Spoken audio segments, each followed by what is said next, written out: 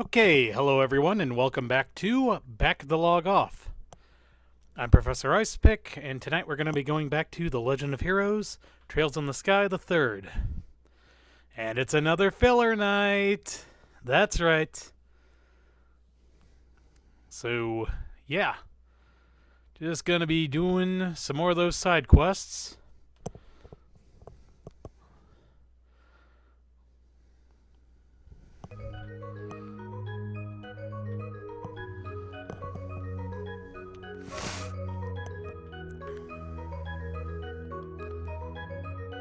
Ah, there's Estelle. And there's the logo. Okay, so a couple of things. For starters, I did actually find out where that last moon door was, and it turns out that it's the first moon door. That has two stories behind it. So yeah, that's gonna be fun. Secondly, last time I mentioned that NISA had a special update announced, and it turns out it's just a PS5 version of Trails into Reverie. Which is fine. I mean, everyone thought it was going to be a Kuro announcement, and I'm just like, now is not the time for that. Next year, maybe next year, wait until after Reverie actually comes out, honestly. You want to knock the wind out of that game's sails immediately? That's my opinion on it. So, with all that nonsense being said... Okay, so tonight I am going to try to finish up...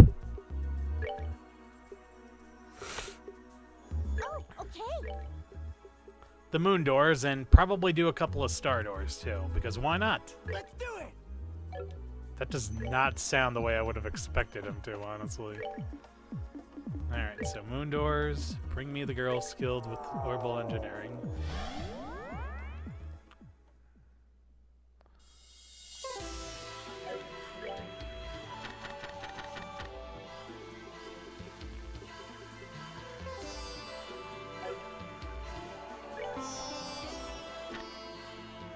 Let's see, so...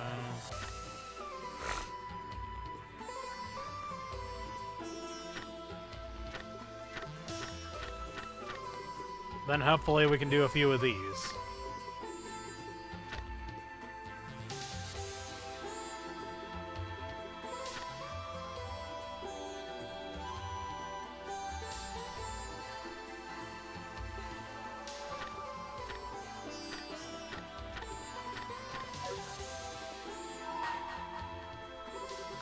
Bring to me the girl skilled in orbital engineering, accompanied by an ever-burning flame. Only then shall the door open. Open the door? View part 2, I guess.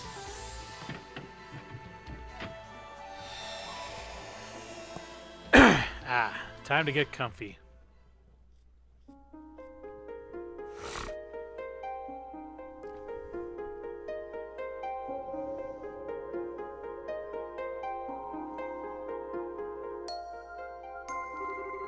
I shall grant you a memory fragment in my blessing.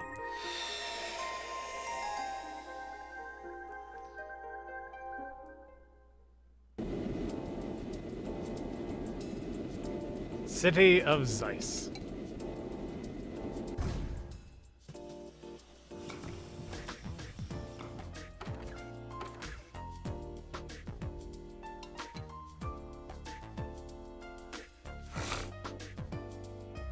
There he is, our boy Agate.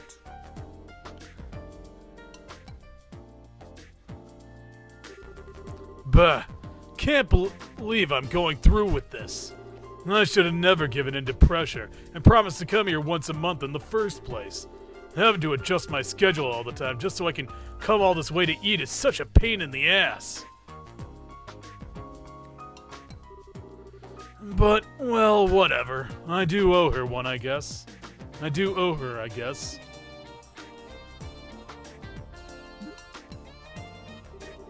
But what the hell? I just felt this horrible chill run down my spine. What was that for? Huh? Okay, then. Doesn't seem like I've caught a cold or anything. Probably no big deal.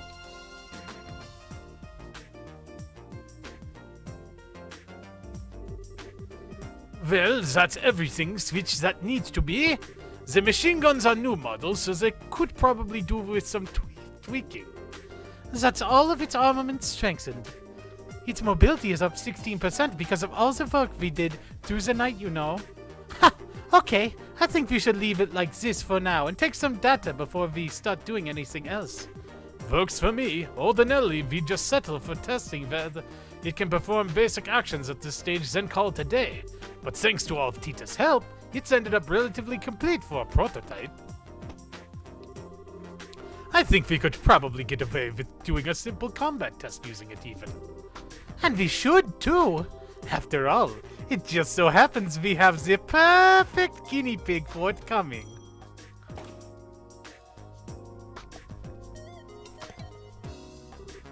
Mom, Dad, Morning, Tita. Did you sleep well? Yeah, I'm feeling great. But, all I can picture in my mind is the sight of that red-haired hooligan crawling on the ground after getting the beating of a lifetime by the Obergear. I can hardly wait to see it in real life, too. Mom, I keep trying to tell you that Agat's really not a bad person. Don't take what she's saying to heart, Tita. She could probably stand to discuss the issue a bit more tactfully. But I'm sure all she wants is to find out exactly what Agat's doing, trying to worm his way to you in the first place. Oh boy, even Dad seems to have him wrong. Okay, let me explain this one more time. He might be sort of rude and blunt, and he does grumble every time he has to do something, and he has a bad habit of scaring people off easily, but he's actually a kind, good person, I swear. He's also like 7 years older. Really now? I'm starting to get a little worried about him too. What? Why? I keep saying he's a really nice person. Alright, time to go and get things ready. I'll leave the final adjustments to you, Dan. I've got something to take care of elsewhere. You're going then? That I am. I've heard more than enough. Something has to be done. The sinner must be punished with death. What? Mom? Where are you going? Wait!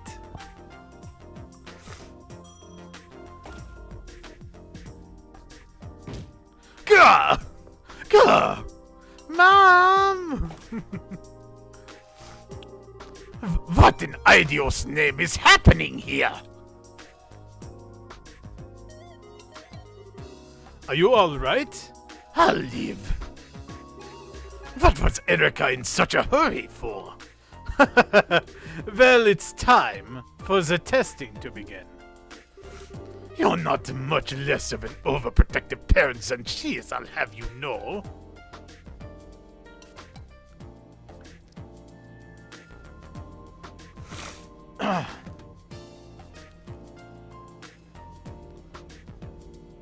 Like, are those her pigtails, or is that like part of her hat? What is that on the back? Okay, I guess it is part. Where is she? I could have sworn I saw her running this way. Where could she have gone?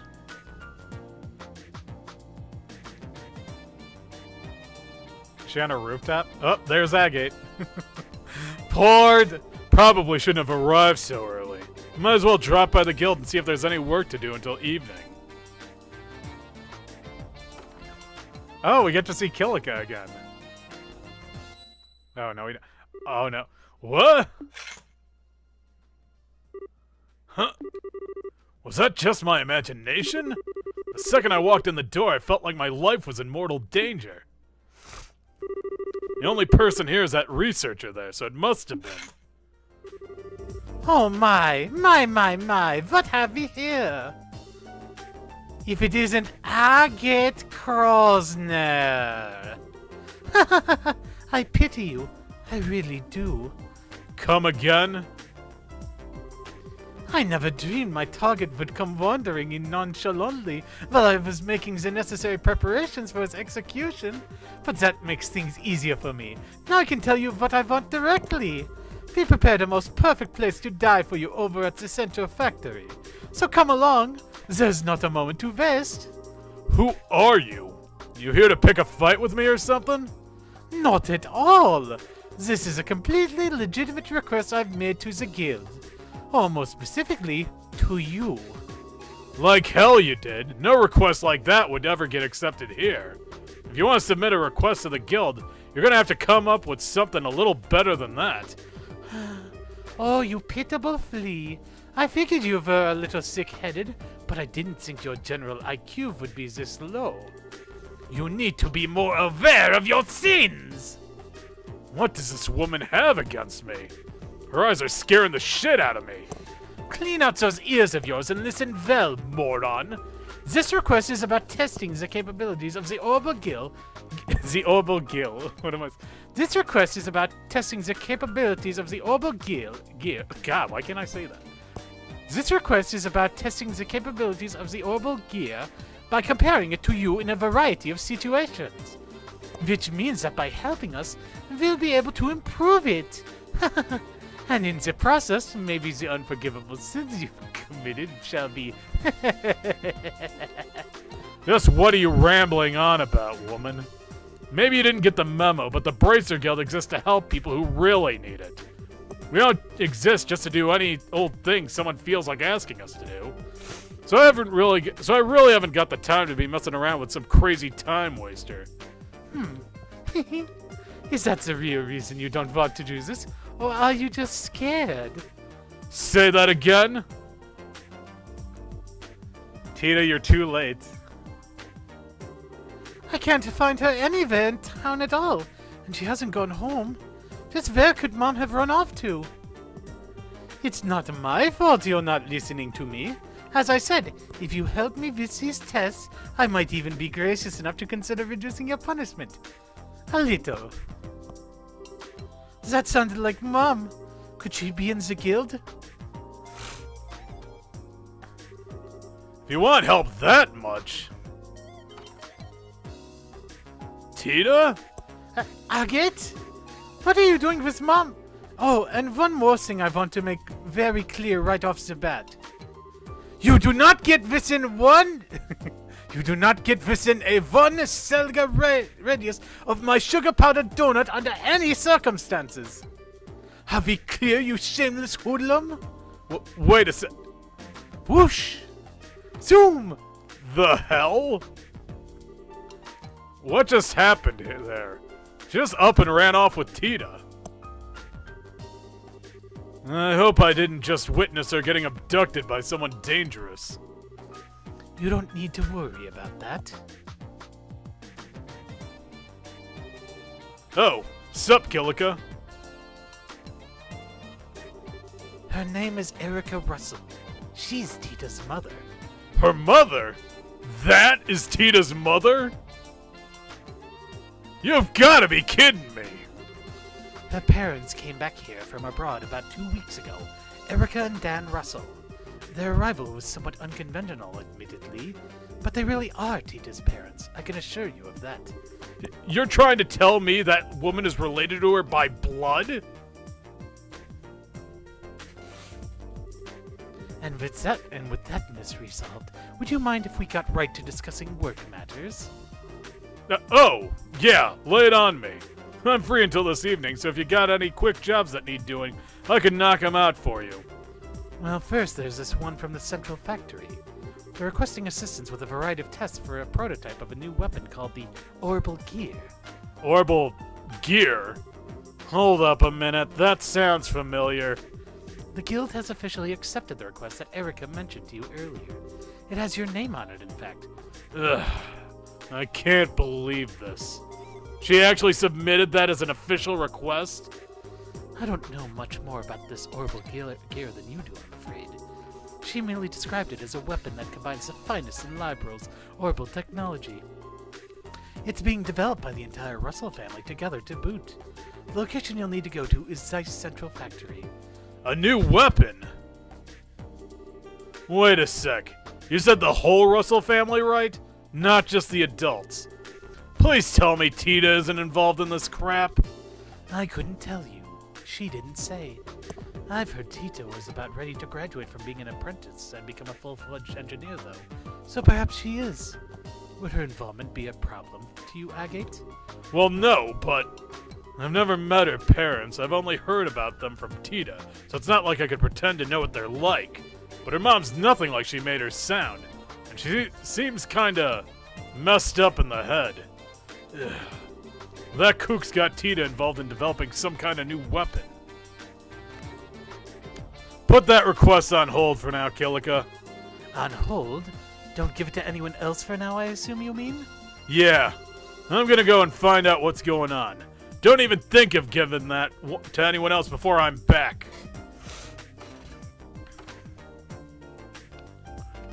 Oh, wow. Get to play as Agate.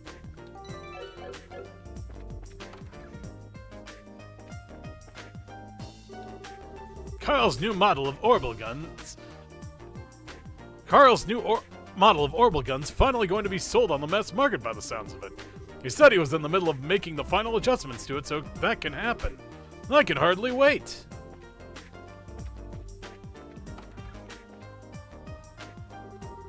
I paid a visit to Minoria Village over near Rouen a while back. It was quite easy to see why Irene recommended it. Oh, Irene sells flowers, by the way, and there were beautiful flowers everywhere there. Now I know why it's famous for them. Much as I like living here, I'd love to live in a place like that if I could. I'm glad the domestic situation's finally calmed down now. My mother seems to have put all that happened out of her mind and forgotten about it. But not me. I'll never be able to forget the sight of that flying structure collapsing before my eyes. I think I'll still be able to recall it even on my deathbed. This kid is messed up. Like, his mom's an idiot, and he's too smart for his own good.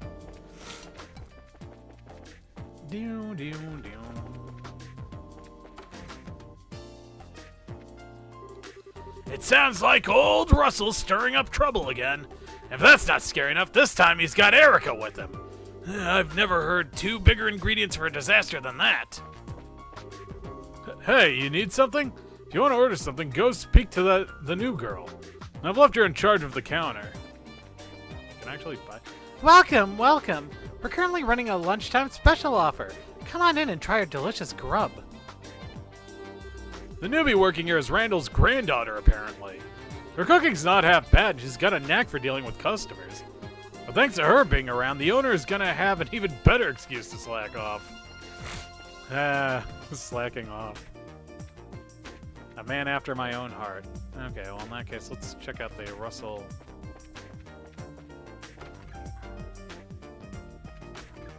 household.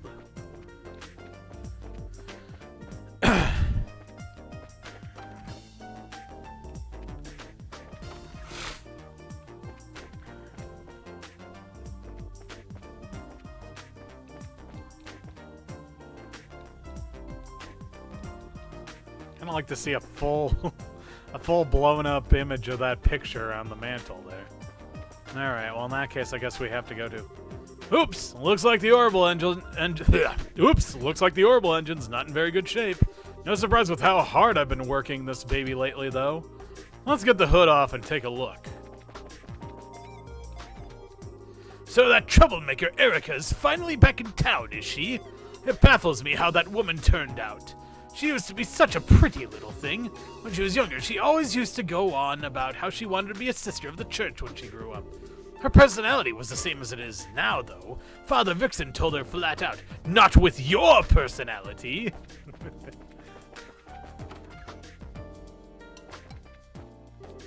Oh, if it isn't Agate. Have you already heard about Kilika returning to Calvard? Yeah. Jean was the one who told me back in Rouen. I see.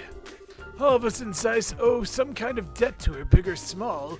So I just hope that we can all come together to do something for her before she leaves us. I don't think I was supposed to hear about her departure, but I accidentally did when she was talking to Father Vixen yesterday. It's hard to believe that she's going to be leaving us. Zeiss isn't going to be the same without her. Oh, Idios above! Your time has finally come for the orbital gear experiments to begin. Please let them finish without causing any major catastrophes. It's like I have the worst family on Earth working for me. I even hate the girl. The factory ship's in the landing port for the first time in a while. It's been going all over the place, helping to get the country back in order, so it hasn't been here much lately.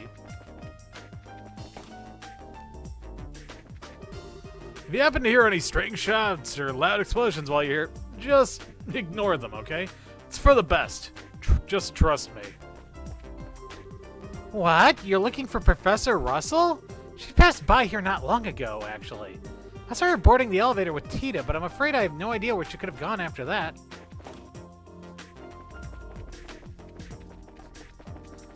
Let's go up to the roof, then. Ah, I guessed correctly. Buh.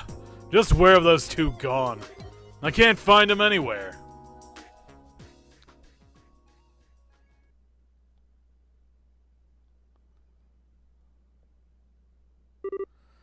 Hey there. You must be Agate.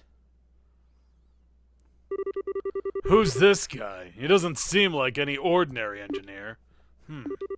Oh, I get it now. You're Dan, right? Seem to remember hearing you were a bracer at one point. Oh? Was it Cassius who told you? Oh, no. I've just heard some stuff about you from Tita and her grandpa. Right. Actually, he quit the whole bracer thing about 10 years back, didn't he? Makes it right around when Cassius joined. I can't imagine him being much of a lunatic, but who knows? You guys are developing a new weapon, right? I heard you've got Tita helping you out with it. That true? Oh, yeah. She's not just a simple assistant, however. She's a formal member of its development team. Tita's become so much more capable over these past couple years. I don't even feel like there's all that much I can teach her anymore. Ugh, I was right. What the hell have you guys got your own kid doing? I know you're busy and that you can't afford to be back home here that often. And I know the little squirt loves Orbitech, so part of me gets why you'd want her to help with whatever new stuff you've got in the works. But that doesn't make it okay to let someone that young work on developing a new weapon. Use some common goddamn sense, man. What's so funny? Agate, do you trust her? What's trust got to do with this? And don't go trying to change the subject on me. What you've got her doing... I've heard a lot about you since coming back here. And with that, there's just one question I want to hear the answer to from you directly. Now, it's my understanding that you've been keeping her company quite often while my wife and I were away. Is that because you feel she's unreliable? Or maybe just a coincidence? Or is there some other reason? Just what have you been trying to achieve by being with her so much? What?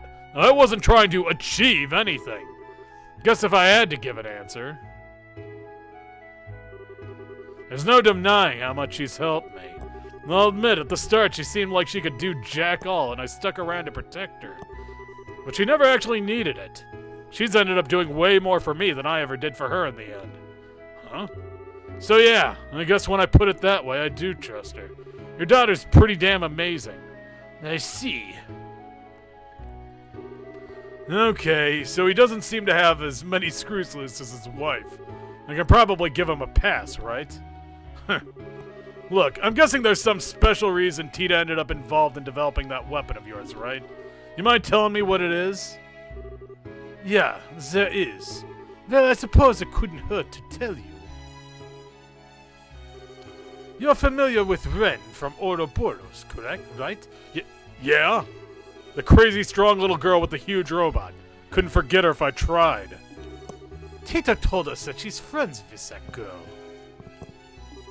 Which sounds insane, I know. Nah, it's not.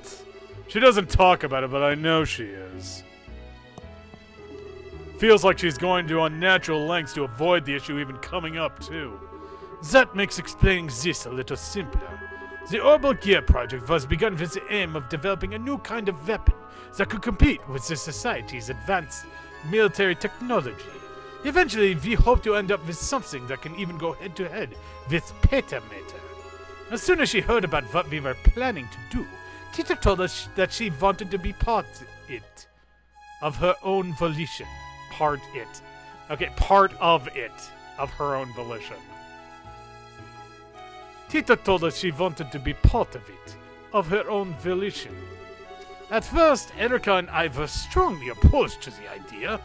It was Tita who insisted she wanted to do whatever she could to keep the connection she had with Ren.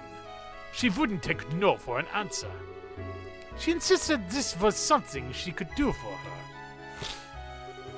From my perspective, her intention isn't actually to talk Ren down, or anything along those lines. She just thinks that by participating in the Orbital Gear's development, she'll be able to keep thinking about her. The project connects them in a tiny way, even if they can't meet, and even if Tita can't do anything more substantial for her. It really is a tiny connection, and yet that's probably the best she can do for Ren right now, and she's determined to do it. Huh. I had no idea. She's such an idiot. How am I supposed to know you're shouldering something that heavy if you don't tell me? She's working on. God, I went straight to the ground. She's working on the project formally as an engineer, no different to Erica or me. My wife was the one who gave her permission. After she showed as much resolve as she did, it wouldn't have been fair to us to treat her like a child. You mind if I ask something? What is that? Where is that orbital gear thing now? Does that mean you're up for the job? Well, I can't walk the hell away. She might go doing something crazy again if I leave her alone. I see. Albert was right about you, Agate. You do seem to have some promise. What are you talking about? What'd Gramps say? You'll need this, incidentally. Agate received an identification card from Dan. Using this in the elevator will let you get to basement... to the 5th floor of the basement of the building, but the test will take place. Tita and Erica should be there. You're going to want to make sure you're ready to go. You're going to make sure you're ready if you do go, though. Erica's been dead set on testing you. I couldn't care less what she wants. I'm just gonna go help Tita with the test. What anyone else does is none of my business. What about you, Dan? You ain't coming? Don't mind me. I'll be there. And just so we're clear, I haven't decided to accept you myself yet. Accept me as what? Accept me as what? No, wait. Accept me as what?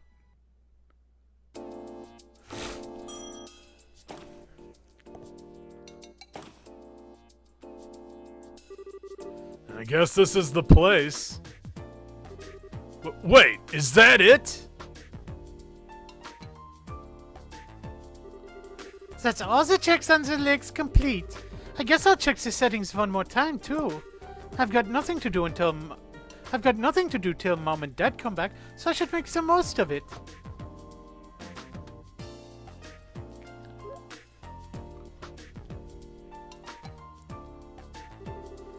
I thought it was gonna be an orbital cannon. Can't believe you're making a robot as nuts as this. Agate? What are you doing here? Is it because of Mom? Did she ask you to come here? I'm so sorry. Mom and Dad seem to have got you all wrong.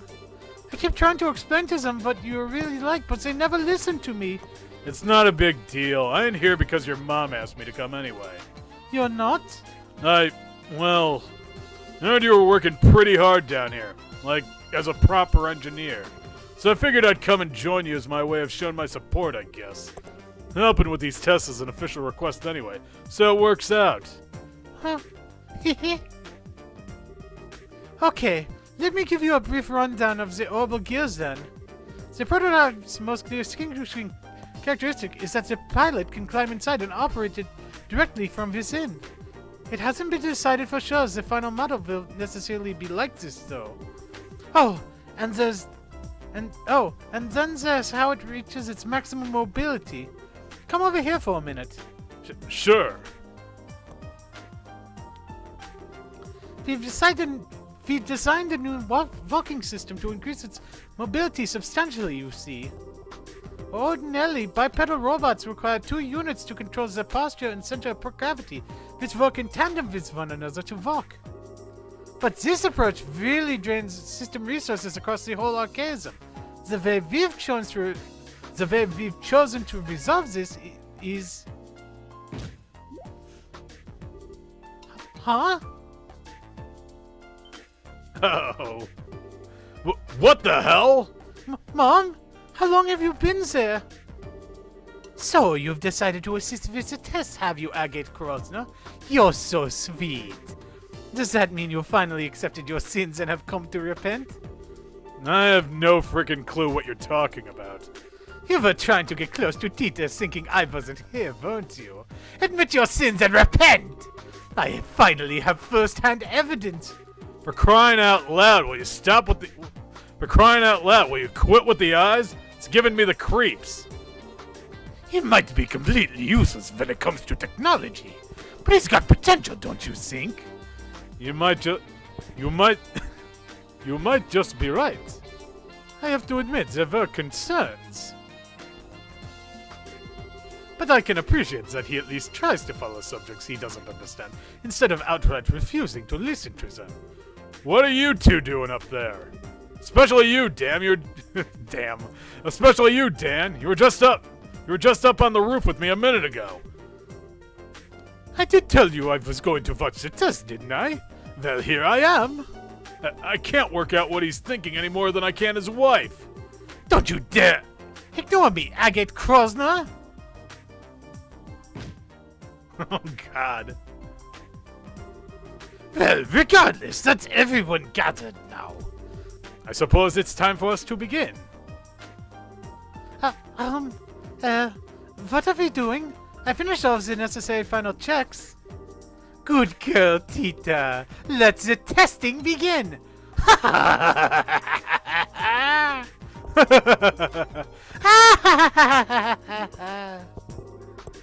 What is wrong with this family?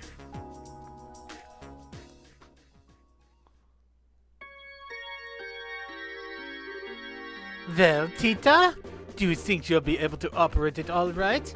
Yep, I'll be fine. I've had plenty of practice. I'm ready to go as soon as everyone else is. Beginning monitoring. No problems in the data link. Looked like we're good to go. Okay, Agate. We're now going to begin testing on the Orbital Gate version 0.5. You sure you're ready for this? Yeah, I am. I've come this far. I'm not gonna turn tail now. I want you to promise one thing before we begin, though. The final test will be a mock battle between yourself and the Orbital Gear. If you cause Tita to have so much as the tiniest scratch on her, I'll be sending you up to the goddess personally. I wouldn't go that far, but you get the idea. Don't hurt her, alright? I know. I ain't gonna hold back, but I ain't gonna hurt her either. That's all I wanted to hear. Okay, for starters... What the hell? Click, click, click. Dan went around Agate and began attaching small quartz to various points on his body. What are you doing? Those are so that we can collect data from your body in real time during the testing process. This prototype's mobility should be about equal to your own, if not a little above what you're capable of. So this should be the perfect way to test what it can really do. Well, if that's your reason, you sure this isn't some form of harassment? Of course not. Right. Erica, if you would. Gladly. Foo! Ha! Ha! Ga! Ga! Shao! Ha! What am I even watching here? That's Erica's success dance. She always does it before every big test or experiment. Sha! Alrighty, I'm ready. Tap, tap, tap. Tap, tap, tap, tap. Setup complete. I can't believe you still do that after all this time. It's not like it has any practical effect either. If you look at the data from all the tests she's done collectively, there's no difference in the odds of success whether she does it or not. Here, let me take care of that. Fire! Grah!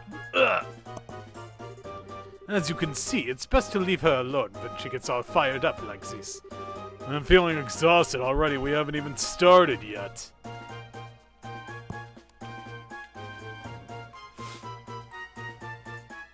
Wait, so am I racing her? The first test is a simple race. You're going to be doing 3 laps of the course, and the first to the finish line wins. There are obstacles in the way too, just so you know. Be careful of those. Are you ready, Alligator? Ready as I'll ever be. Let's get this started. I'm here for work, not to play. Haha, so you are. Well, take your positions. Ready? Go!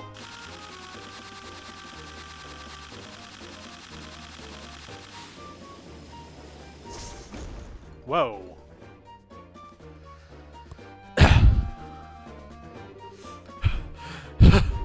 What just happened? It flew! I'm sorry, Agate, but Mom told me I had to finish the race by jumping over the finishing line all of a sudden. Hehehe. I should have known. Mind you, it's not like jumping was against the rules of the race. And we wanted to collapse the data from it too. I'd say you only got yourself to blame for getting cocky, wouldn't you? Ugh.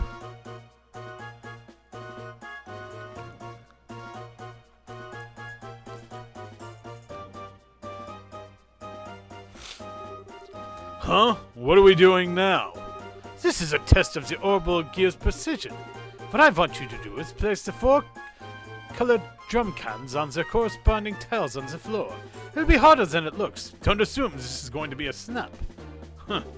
If I lose this, I'm never going to hear the end of it, of how I'm a clumsy excuse for a human, am I? Alright, let's get started then. Begin! Wait, am I in control? Oh, okay, I'm not in control. Huh, piece of cake. Wow, we got some excellent data out of that. Well done, Tita. You did a wonderful job operating it. Hehe.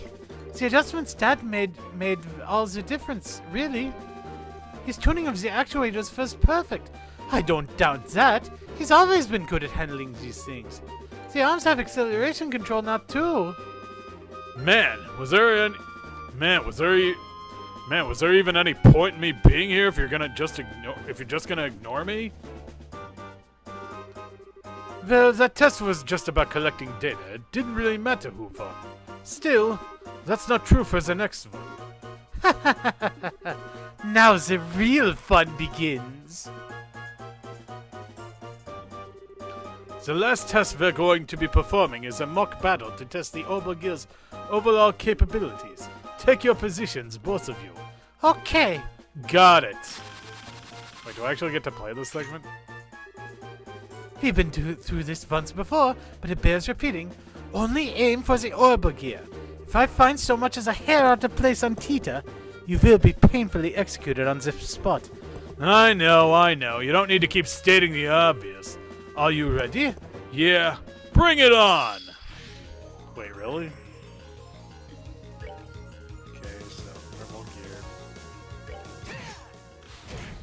Oof.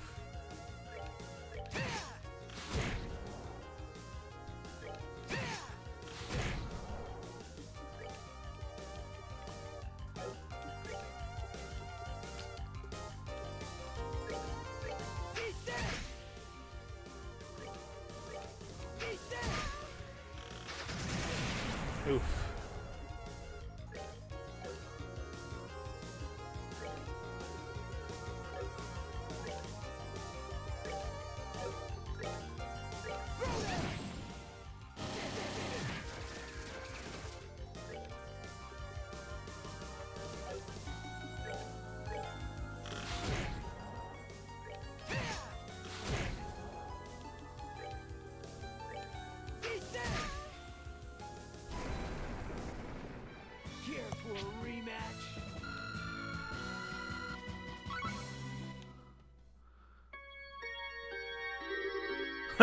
That wraps it up.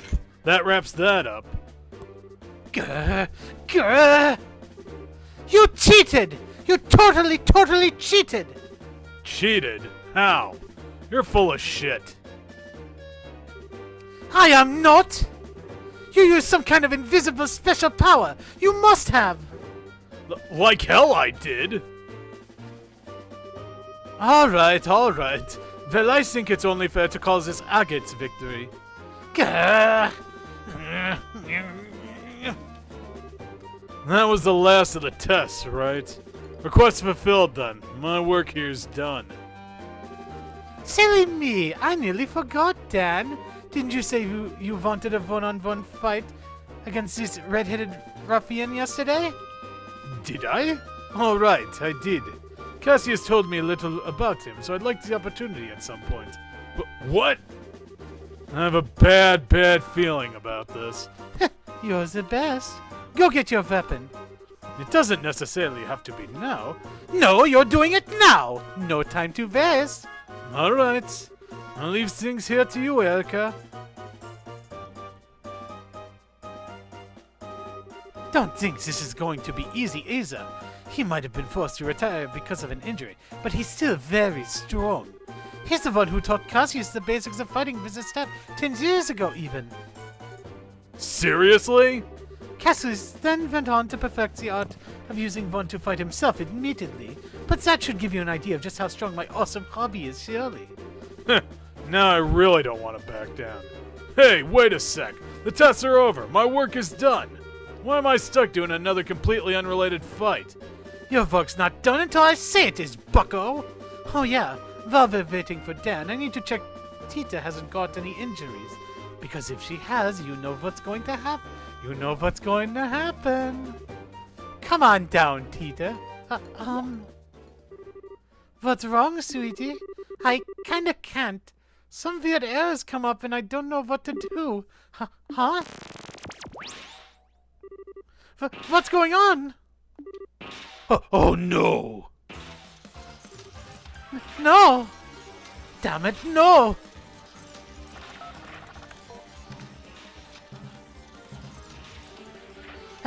No matter what commands I try to give it, it just won't respond. Shut it down, Tita! I can't! It won't do anything I tell it to. Hey, what's going on here? Explain this in a way I can understand.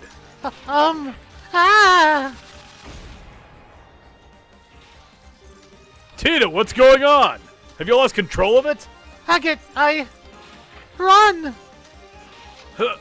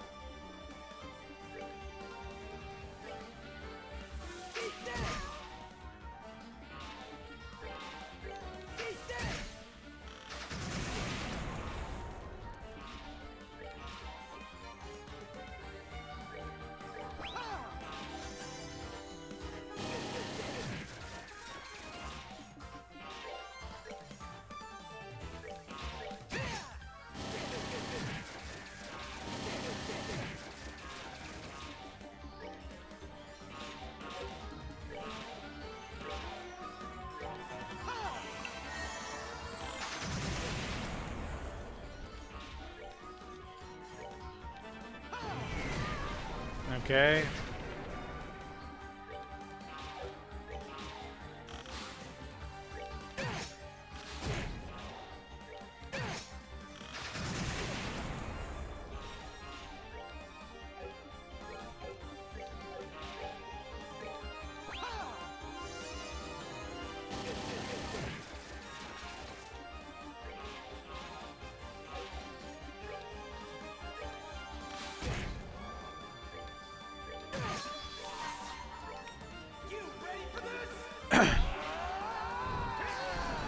It's Dragon Dive time.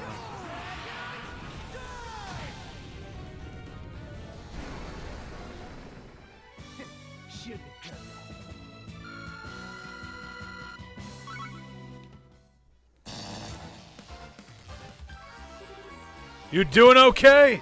I've stopped it moving. Come on out. I can't. The seatbelt's stuck. Damn it.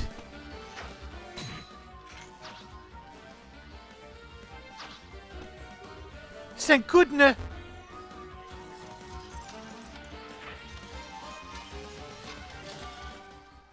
Oh no.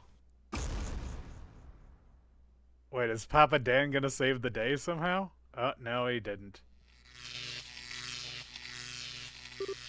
Ah! Huh?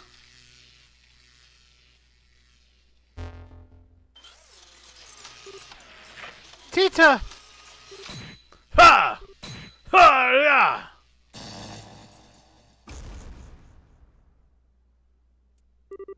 Phew! Just in the nick of time.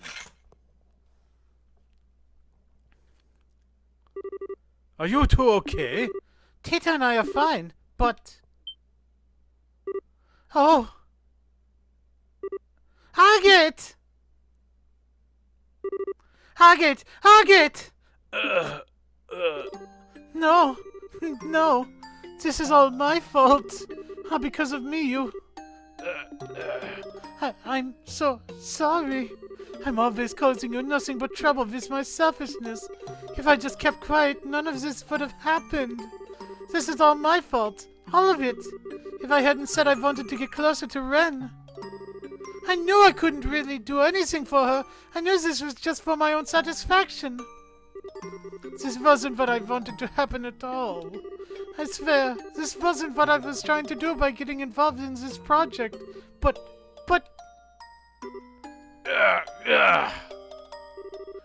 Give it a rest, will you? My head's pounding enough without you crying. Oh, Agate? It'll take more than that to finish me off. I figured you knew that. Ugh. Damn, though. That thing packs a punch. I'm lucky I was able to block the brunt of the impact with my sword. If I hadn't, I'd probably have a date with the goddess right about now. Hey, I said I'm fine, alright? This is nothing. So stop your crying, alright? But this is all because of me. I'm so sorry. I'm so sorry. I'm not going to do this anymore. I quit. So... Don't you dare give up, Tita. What? You heard me. Don't you dare just throw in the towel over something this small. You want to get closer to Ren, right? You want to understand her better, right? Then try and do it. Don't just give up at the first hurdle you come across. Even then you get hurt? I've had a worthless 10 years, Tita. I'm not gonna deny that, but there was one thing I could never bring myself to do, and that was to throw this away. Never. But that's fine, because this is why I'm the bracer that I am now. Wait, are they just having a conversation in the background? Plenty of folks have things that become such a big part of them, they can't bear to throw them away or leave them behind. Things that, no matter how much they try to forget, they just can't. I've got something like that, and I'm pretty sure you found something like that too, don't you? He's right. I really do. Agate, I changed my mind. I won't give up. I don't have time to stand around crying. Not when I've got things I need to do. I'll think about what I can do, and I'm going to do it. Because just like your bracer, I'm now a researcher. Really now? Huh? Agate? It's nothing. Oh no. Oh no! Oh no! Death time comes now. What's with the faces? It's all starting to make sense now. See, I told you! He's rude, he's thick-headed, he's got all the tact of a wrench to the groin. But there's promise in him. That there is. The preparations for it aren't quite finished. But I think it's time we get to the second phase of testing our red-headed friend right away. The hell are you talking about? Welcome to the family! It looks like I underestimated you, Agate. Tita seems to have come out of this unharmed, just as you promised. Oh, yeah. I'd like you to come to our house this evening. Huh? I thought coming over for dinner was why I was here in Zeiss to begin with. You'll be more than welcome. What's going on with him all of a sudden? Agate! Thank you very much for earlier. You ended up having to protect me again. It's fine. It doesn't bother me. Still, sorry, but I think I'm gonna have to pass on Today we're having a hot pot full of mushrooms and wild plants, and a soup with lots of seaweed. Mom and Dad finally seem to understand you better too, so this should be really fun. Now we all get to enjoy a nice hot pot together. Oh, right. I can hardly wait. Oh, poor Agate. Look at what's happened to you. You're dating a 14-year-old. And you're in your 20s. There is no way this is going to end well for you. Well, maybe later, when you're actually an adult. So that's what it was. I can't believe I didn't notice it when I was doing the final checks. This is all my fault. We don't know that for sure yet, Tita. Let's not jump to conclusions. No good comes from blaming yourself or feeling responsible before we know if you even had anything to do with it. Okay. Still. Gah! Where the hell did this hammer come from? What's wrong with this place? Huh? That sounded like Agate. Really? Probably just your imagination. Maybe. That reminds me, he should be here any minute now. I'd better go and warm up the food. Oh, God.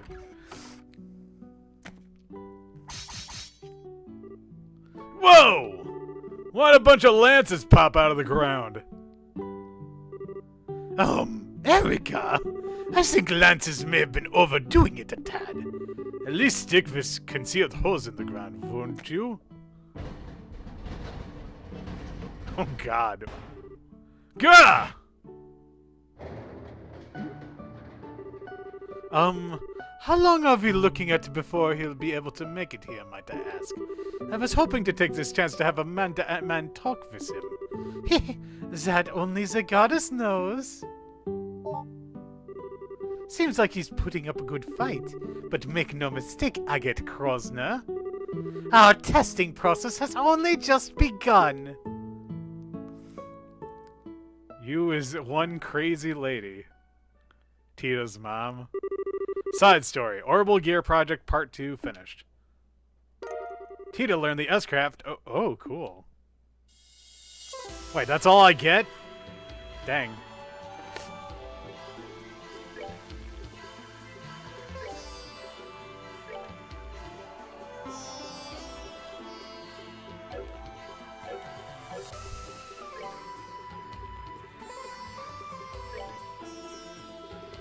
Oh, it's a craft. Okay, fair enough then.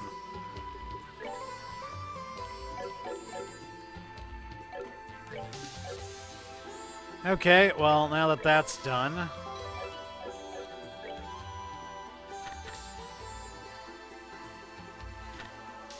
Okay, so bring me the girl. Battle first time. Charizard. Moon 3. Moon 4. And Moon 5. Bring me a form of happiness you have obtained.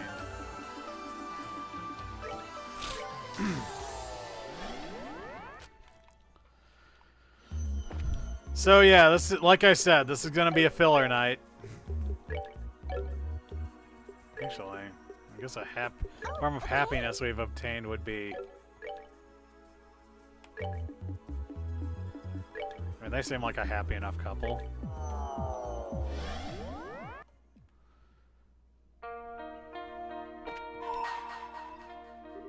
Happiness comes in many forms and can be interpreted in many ways. Present to me a form of happiness you have obtained. Only then shall the door open. Open the door?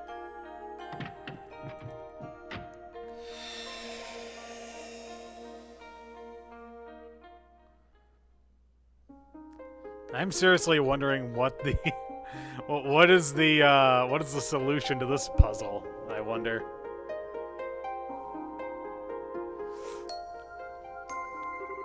I shall grant to you a memory fragment and my blessing.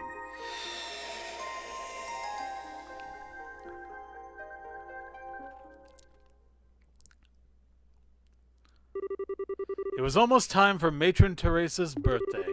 The children were keenly aware of this fact, too.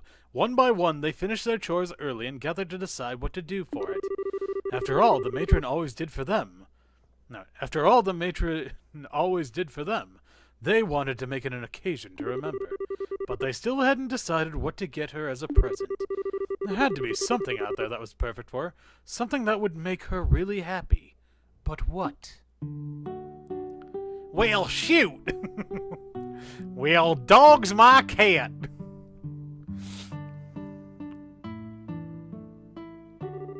Can you finish watering the plants then, Daniel?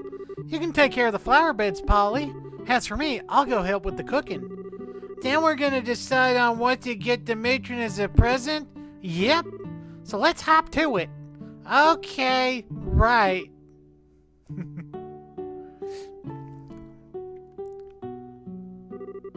Now this just leaves Clem. Where is he? He should be back by now. This isn't the first time he's taken forever coming back home either. I wish he'd grow up.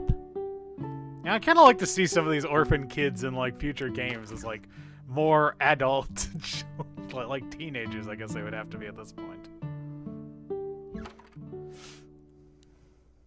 Oh look, a loaf of bread. Let me help you with the cooking, matron. Oh, that's quite all right, Mary. I'll be fine. It's good for you to rest up once in a while. I'm always burdening you by having you help me and take care of the children.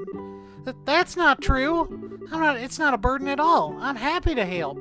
Besides, I am the oldest one here. It's only right that I can help out wherever I can. I can't sit around doing nothing when Chloe's so busy in Grantsville either. Well, if you don't need help with the cooking, I'll go and clean our room. Clem went and messed it all up again this morning, so it could probably stand to be tidied up some. Oh, wait. What was that? I hope Daniel didn't try and water the chickens instead of the plants. I'll go and take a look just in case. Whew, so much to do, so much to do. This is an interesting bit of world building, but I like it. I appreciate that she's always doing so much to try and help out, but I can't help but feel that she's overworking herself a little lately. It's Clem! Well, oh, you're back, Clem. Well, did you manage to buy the decorations we need for Matron's birthday? No, you didn't. Don't tell me you didn't buy anything. Well, I was gonna, but I ended up hearing this real interesting story instead.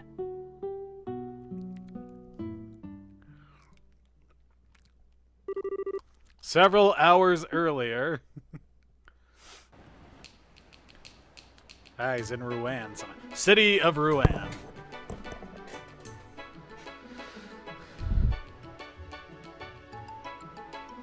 Laventar.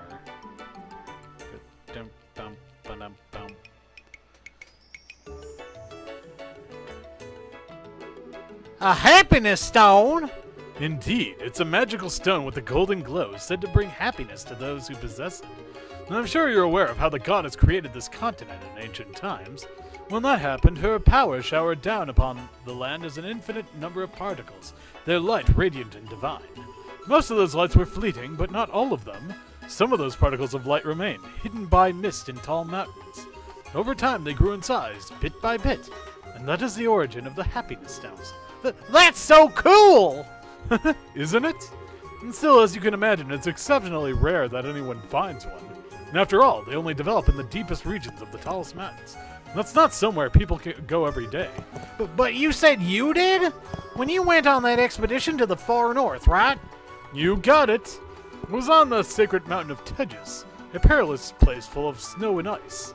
Even the slightest loss of footing would have sent me cascading into the ravines below, and the never-ceasing blizzards assaulted me from morn to night. Before I knew it, even my food supply had run out, and I was left wandering that white desert alone, not knowing how much longer I had left. And at times I defend off the assault of vicious monsters, while at other times I found myself almost plunged upside down at the cliff sides.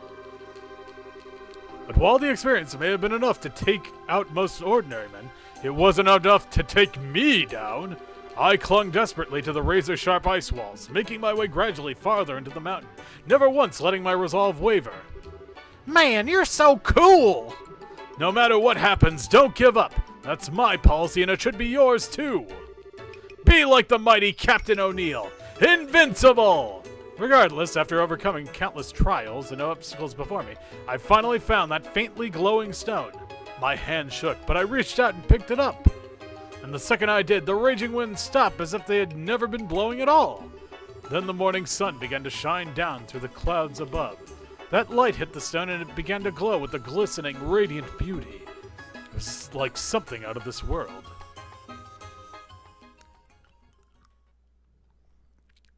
Clam, you're an idiot. I've never heard that. I've never heard of that before. It sounds so dreamy. See, I told you it was amazing. It must be so pretty and so cool. I wish I could find a pretty magical stone like that. Mr. O'Neill tells the best stories, doesn't he? Yeah, that was a great story.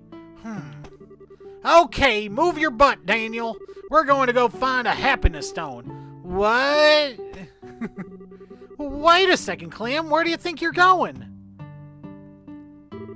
Where do you think? The only tall mountains around here are the Crone Mountains.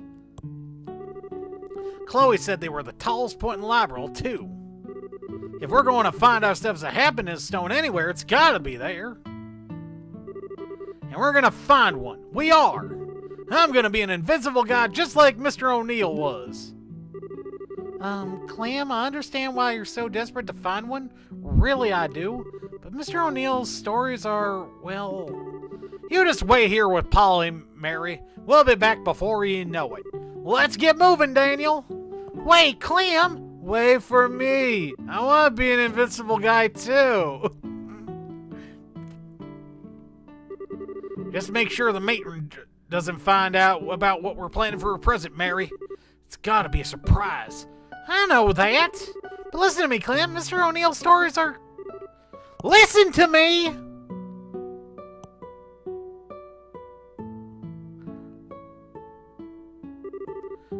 He's so stupid. Both for not realizing Mr. O'Neill's stories are all made up and for not listening to me trying to tell him. Working some of the testaments into one doesn't make the rest of what he's saying credible. It doesn't matter how long he spends trying to find a happiness stone. He's not going to. Still, I wish they really did exist. They sound so lovely.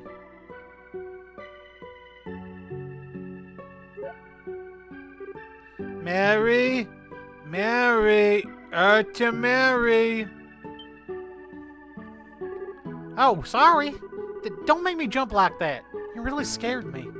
They went away now, but we still don't know what to do for the matron's present. What are we gonna do? I'm surprised that story didn't have any effect on you. It might not be real, but I thought it was pretty touching. Touchy? She'll never be quite all there, will she? This is why I need to look out for everyone. Let's just let Clem and Daniel do what they want. Clem's not going to listen to us even if we go after him anyway, which means we're going to have to think up a present ourselves. If only I knew what would be good enough. Seagulls. Shall we go and have a look along the shore? There might be some pretty shells there. If we collect enough of them, we might even be able to make a necklace for her. That sounds like it might make for a good present, right? Okay, let's get going. Okay. Wait, I get to play as the little girl? This is dope, yo. I want to catch that chicken. Ooh, I found an egg.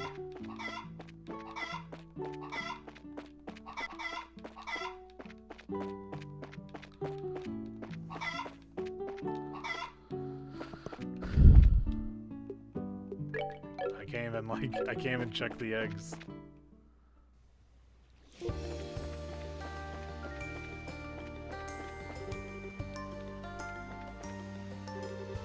What's this, Mary? It's a sign that says Rouen on it. It's saying that if we follow this road straight, we'll end up in Rouen. Present. What? You're not suggesting giving this sign to the matron as a present, are you? Now you're just being silly. We're trying to choose a present seriously here, not pull some kind of prank like Clam does.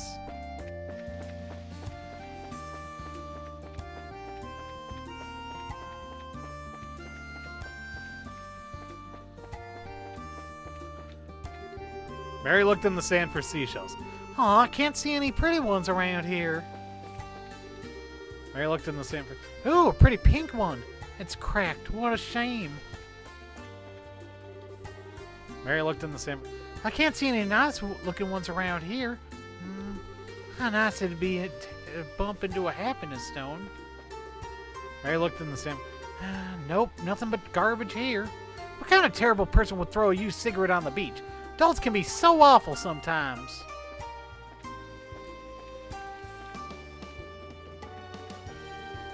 Mary looked in... This one feels kind of nice in the hand, but I'm not very fond of the color. I prefer one a little lighter.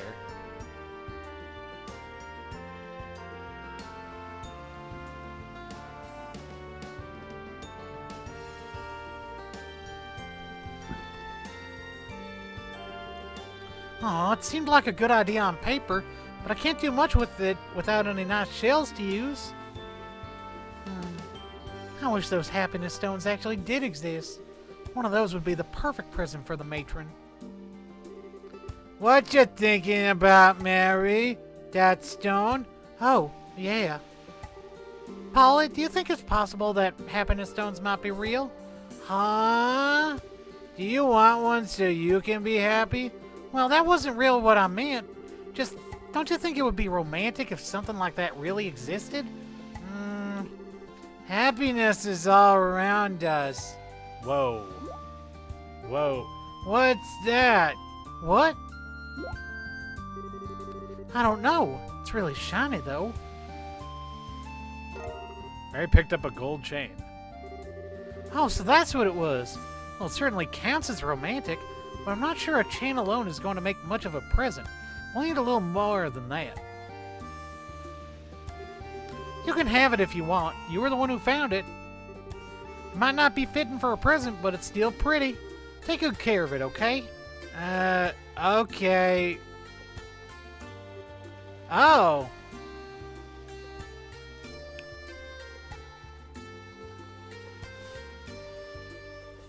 Is that Grant? It's Lucia! Oh, Polly Mary. Hey. Hey, you kids, having fun playing on the beach? Yes, that's right. We were trying to find some nice shells, actually. Shells, huh? Well, take care, all right. I'm not going to tell you not to play here, but you just keep your eyes peeled for monsters. We will. Fortunately, there don't seem to be any here today. You going somewhere, Lucia? Well, I was. You know about the bazaar starting today in Minoria, right? We went to put up some posters for it in Rouen. You just reminded me of it, in fact. I want to go. You should totally go then. It'll be really fun. Trust me. Okay, let's get a move on. Hey, don't tug on my arm like that. You're a child.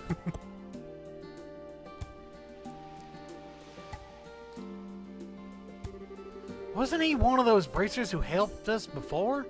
I can't remember his name, though. There was Karna, Annalise, Kurt, and then him. What was his name? Mary! Mary! Oh, sorry, Polly. What is it? I want to go to the bazaar. The bazaar? All right, sorry. Well, we might find something that works as a present there if we do. Okay, let's go see if we find something. Yay! But wait a second. It's not safe to go running off on your own, Polly. Let's go together, okay? Okay. Wait, no, I don't. No, let me. No, I missed the treasure chest. Okay, now let's go back and get that treasure chest then. Oh, isn't this? It's a treasure chest. Do you want to see what's inside? Okay, 3, 2, 1. Much to Mary and Polly's dismay, this chest is as empty as can be. No! No! Much to Mary. Cool.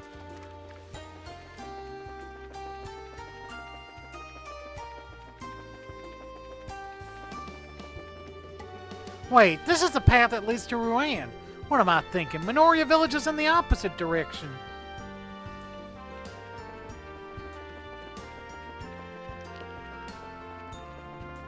I wonder if that actually counted as a treasure chest.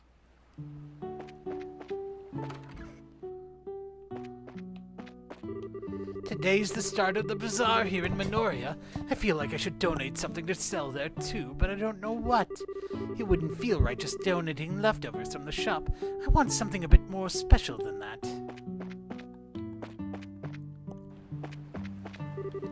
There's a bazaar starting here in town today.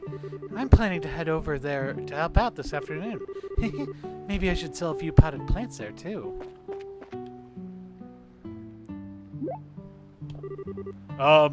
Can I help you?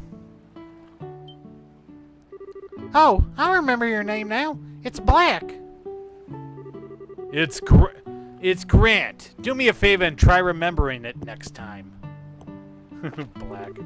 Oh, you came after all. Well, it sounds like fun. Oh, it is. You'll have loads of fun. I guarantee it. Where in town is it being held, Lucia? It's in the cabin attached to the windmill. Go buy tons of stuff, okay?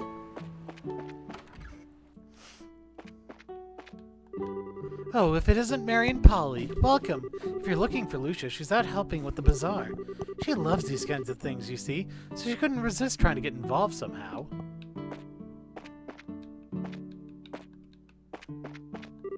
Hello there, you two. Hello, sir. Thanks so much for always playing with our Lucia. You're welcome. Always nice to see such cheery faces around here.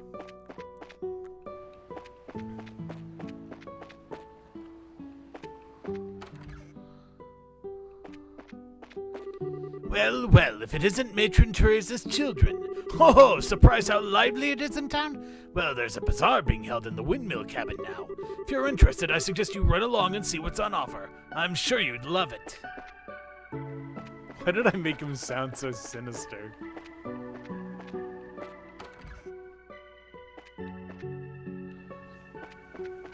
Okay, so that's the exit of the village. The exit of the Resident Evil village.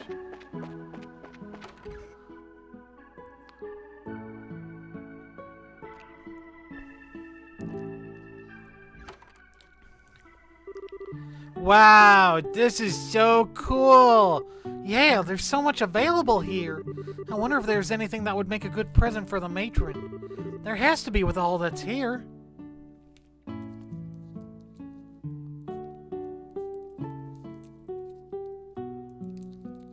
I don't know what size dress she wears.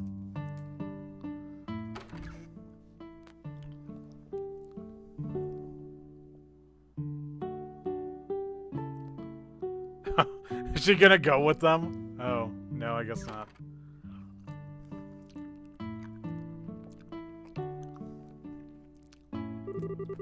A bazaar actually seems like the kind of place you might accidentally stumble upon magical items like the happiness stone.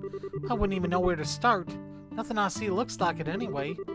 There's something in particular you're looking for that I could help you with? Maybe it won't hurt to ask. Sir, do you happen to know where I can find a happiness stone? A what? It's a stone that makes people happy just from owning it. I really couldn't tell you. Sorry, sweetie. That's all right. Sorry for the trouble. You know, I do remember hearing a funny story about the Crone Mountains one time that might be worth hearing. I've got no idea if it's true or a bunch of hooey, but would you like to hear it? Yes, please. It's an old story I heard from my dad a while back. Something about them glowing gold all of a sudden once a year. Around this time of year, as it so happens. Apparently, if a traveler happens to be walking along them at exactly that time, they undergo what I can only describe as a strange experience. And then they become happy. Nice, isn't it?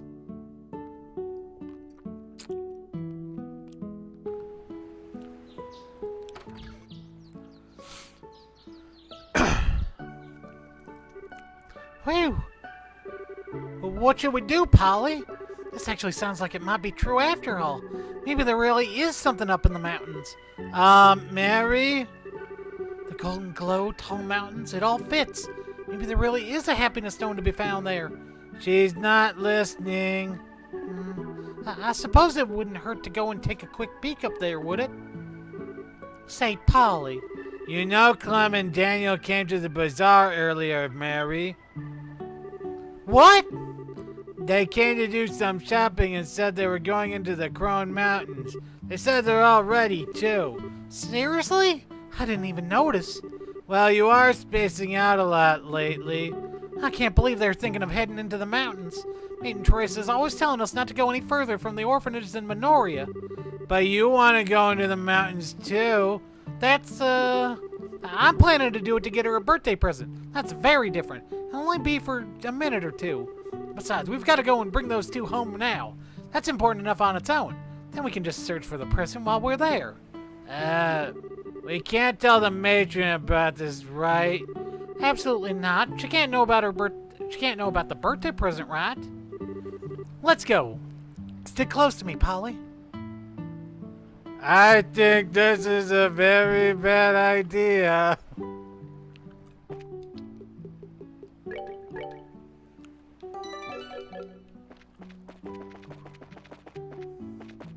Oh, whoops, wrong way.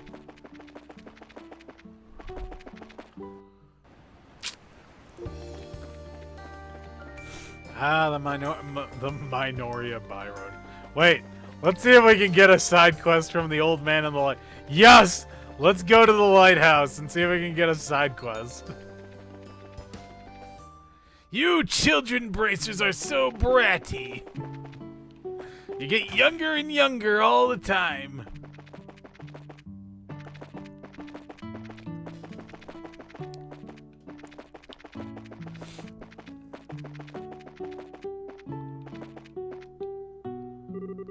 I swear, kids these days. But what might you two be doing here? Hello. Actually, lighthouses are pretty high up, aren't they? Sir, you haven't seen a happiness stone before, have you? A happiness stone? They're really shiny and pretty. No, I don't recall ever seeing any such thing in all my years. Oh, that's too bad.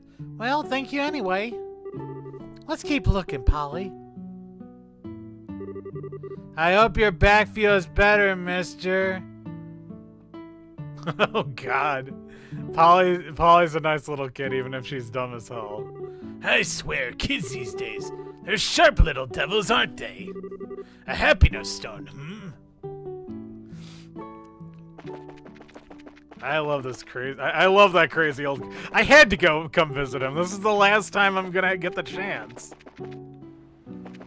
I have to visit that crazy old coot. He's one of my favorite NPCs in this entire trilogy.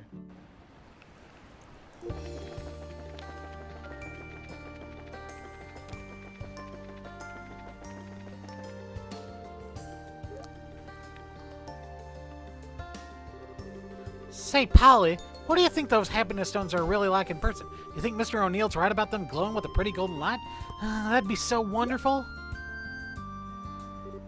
Huh?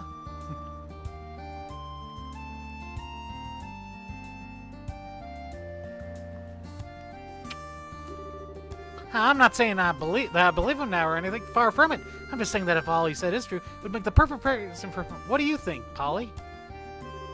Wait, Polly? Oh no, you lost the dumbest child. Don't tell me she's lost. Polly! Polly, where are you? Backpedal, you idiot. Wait, where did she go? Polly! Polly! Oh, I told her to stay close to me too. There she is. Where could she have gone? She's hopeless. Okay, go this way.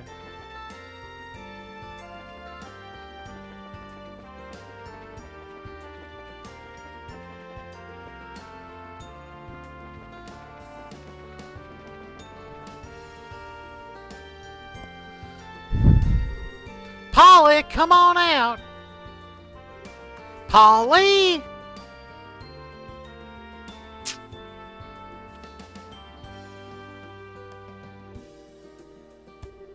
I can't find her anywhere. This is all my fault for being so careless. I shouldn't have taken my eyes off her. I never do this either. So why did I do it this time? Well, wait a second. Now you're lost too, dum-dum. Is this the right way? Which way did I come from again?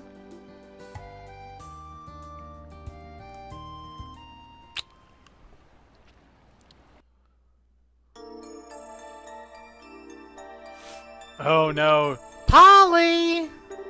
Answer me, Polly! Where have you gone?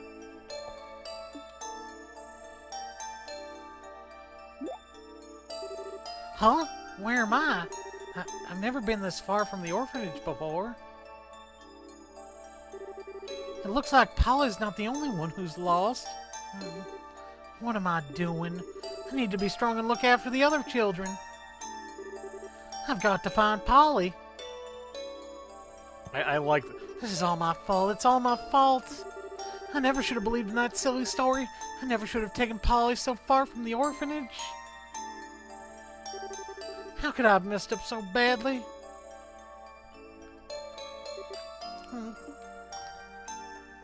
Uh-oh.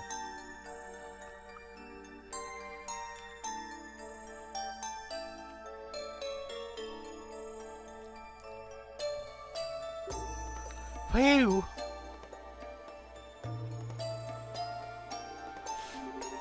I've got to find Polly. If a monster like that finds her before I do, I don't even want to think about it. Please be safe, Polly. Polly! Polly!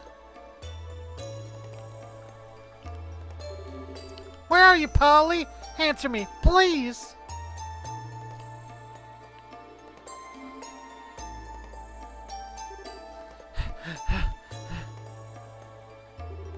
Polly, please. Just come out. I know I messed up, so please just come out. Eek. Eek. I mustn't cry. I mustn't cry.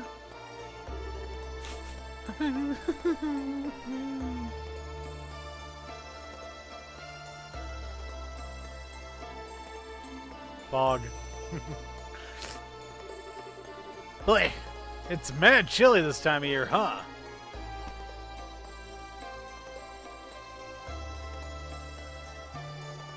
Wait, what? Huh? Maybe I should go catch some more Z's. Who are you? Huh? Oh god, what's the big deal? Don't scare a dragon like that. I thought my heart was gonna go pumping right out of my chest. Huh? What was that? Something on my face, little buddy? You're so weird. You're weird. Hey, it's way not cool to laugh that much. Sorry. What are you doing here anyway? Who, me? No, just keeping my head low while all that scary stuff was going down. Scary stuff? Like what?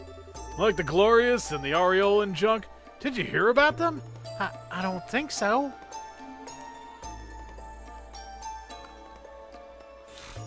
She made friends with a, diminutive dragon. Huh, okay. Are you a baby dragon? Yuppers, I'm only 320 years old. What? Really? Why are you so surprised? That's totally normal. It is? I'm not so sure about that. Anyway, I'm bored. I want some grub. You know if there are any dandelions that bloom around here? Is that what you eat? Sunflowers are yummylicious too. They taste just like the sun, no lie. I didn't know that. Oh, I know.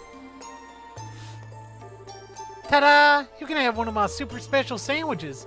They haven't got any dandelions or sunflowers in them, but they've got some plants from our garden in them, so I'm sure they'll have a sunny taste to them.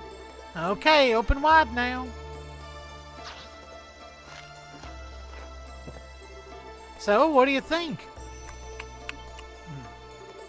That was so good! I made it myself, too. Aren't I amazing? Wow, you're crazy amazing. Can I have another one? Another one? I've only got one left, and that one's supposed to be mine. Give me half then. Pretty please. Well, I suppose I could. Okay, you win.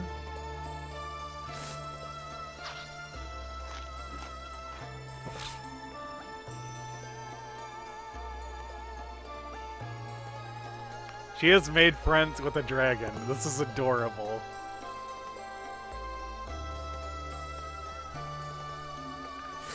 Oh, are they playing hide and seek? Oh no, red light, green light, actually.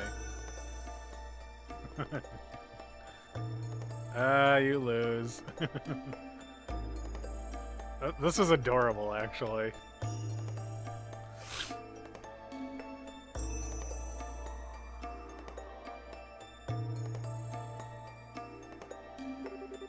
Brr, it's sure getting chilly now. You think? Do you have trouble dealing with the cold? Nuh-uh. I do awesome with the cold, I swear. It's nothing to be ashamed of. I'll go gather some firewood, okay? I'll get a lot warmer if we start a fire. Just wait here, okay? Okay. Can you be fast though, please? Oh boy, okay, let's see. Yay, found some! Mary picked up some firewood. Please, hurry up. Okay, so I guess we need to find a whole bunch of firewood. Here's some. Mary picked up some firewood. Okay, oh, wait.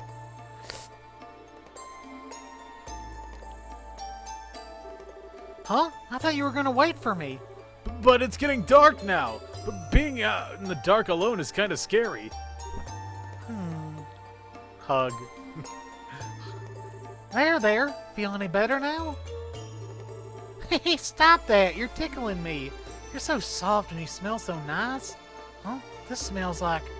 I can't remember. This smells just somehow familiar. I'll help you look for firewood too. That way we'll both be warmer. That sounds great. I have a dragon as a party member. I love this.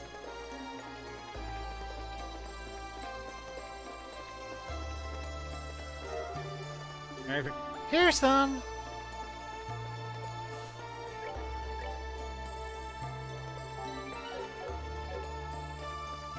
okay, so we clearly can't go that way. 'Cause there's a big rock in the way.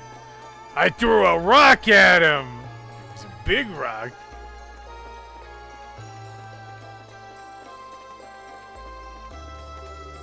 Oh, I didn't think I'd find any here. Huh. Well, that looks like all the places I can go. Unless I'm missing something. Let's see.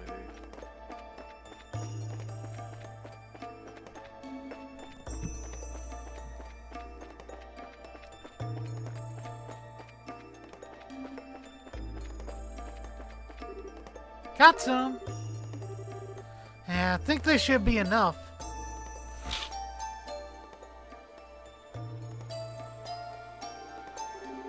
Okay, this should do. Wait, we're gonna need some fire to get this started, aren't we? Don't sweat it. I got this. Yeah, of course, dragons can breathe fire.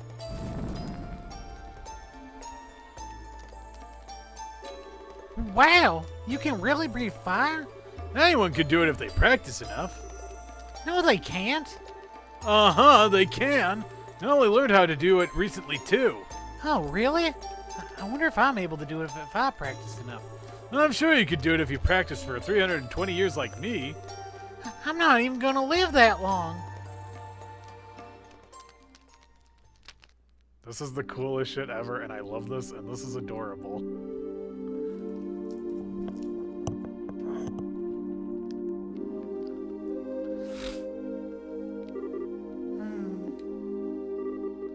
You're so soft. And I'm sure I know this scent from somewhere. But where? Is Mary gonna end up being a secret dragon? This is so warm. Oh, dragon's gone in the morning. Achoo! Mm-hmm. Huh?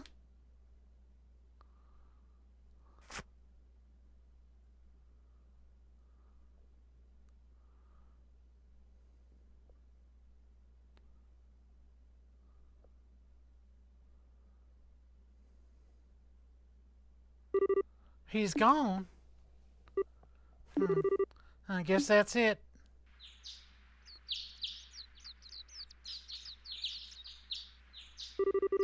I guess I'll go home.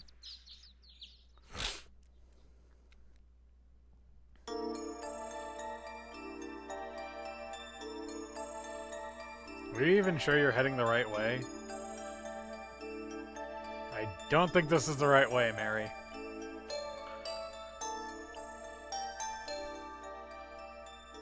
Yeah, this definitely isn't the right way.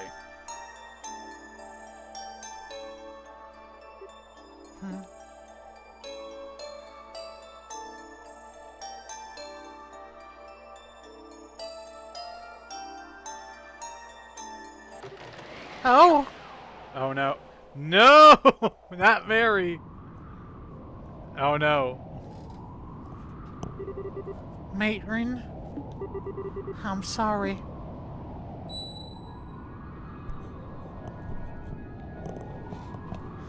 It's gotcha time! I think. Wait, what? Oh, hey, the dragon saved her. Oh, there he is. There he goes. He saved her. He saved his friend.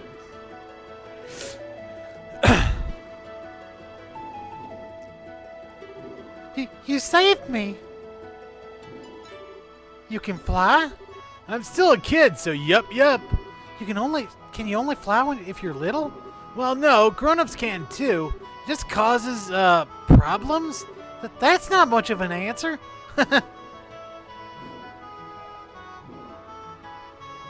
This child dragon is adorable, by the way.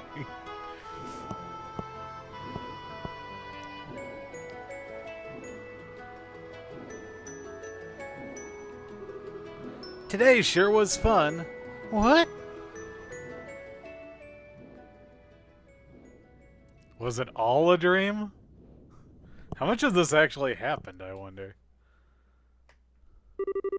Hey, are you okay? Wake up! Oh good, she woke up. You okay, Mary?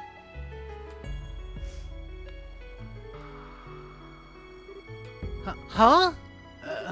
What happened to that weird monster? Monster, were you attacked? No, but There wasn't any monsters, just you. that's weird. Was that all a dream then? Mary? Mary! Mary! Are you okay?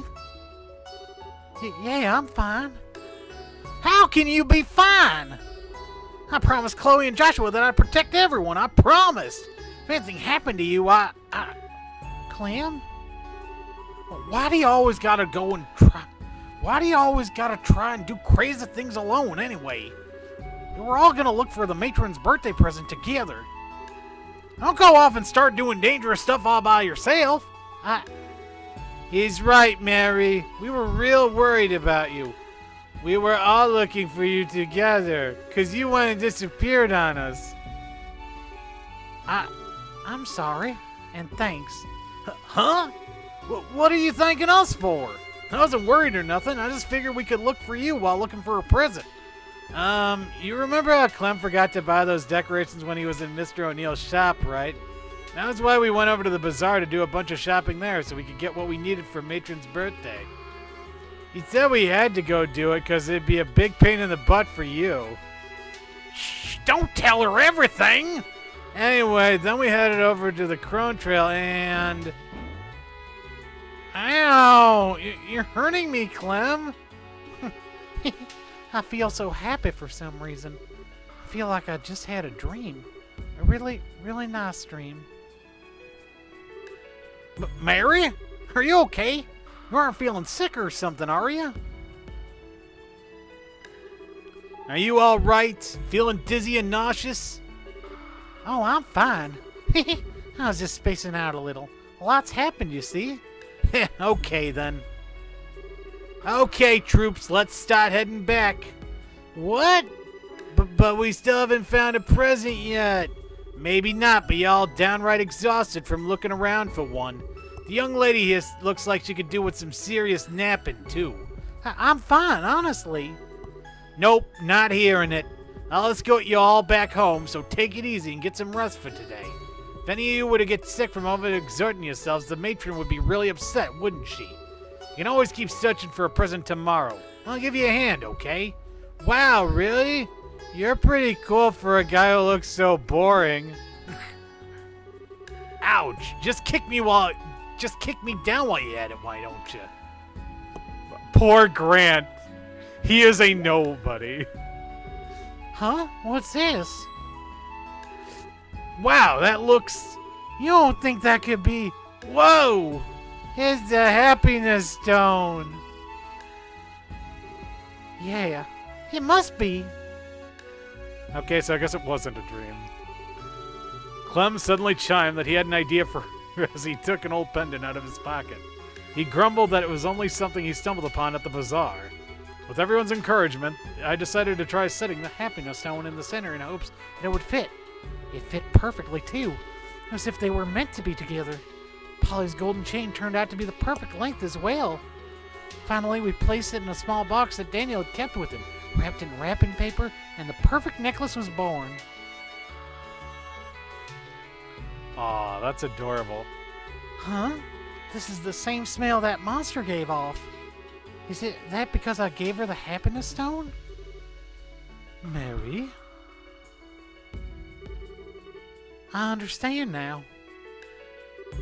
It's the warm smell of happiness. That was an adorable story, by the way. Side story. Happiness stone finished. Received happiness stone. And 12,000 Mira. And I believe that is going to be all of the... 1 second. Yep, okay, that's all the moon doors. Hooray, we did it.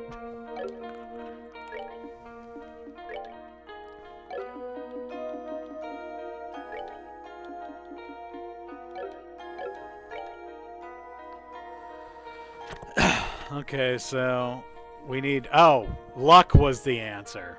Well, that's stupid.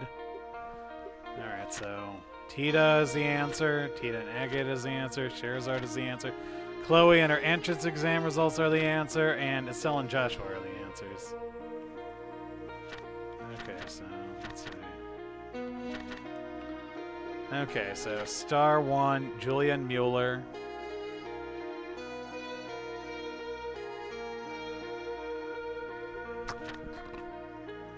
Then win 100 battles. Then Joshua and Chloe. Then Zen. Bring to me the girl who entrusts her feelings to her blade. Only then will the door open. The food is the basis of all. Man can only tread the right path with food in his stomach. All may foot set to claim its rewards. However, you must first overcome a trial. Bring to me the playful minstrel and its closest ally against the beast they seek to overcome. Okay, so that's going to be Olivia and Mueller. Mira comes and Mira goes. Sometimes it may be lost, but at other times that loss can be regained many-fold. Offer 50... Okay, so I have enough to do that one. Bring to me the girl who plays with a giant doll. However, inside a trial awaits her. And those who seek to overcome the storm must overcome a trial for... Okay, the girl who entrusts her feelings to her blade. Okay, we're gonna try this with,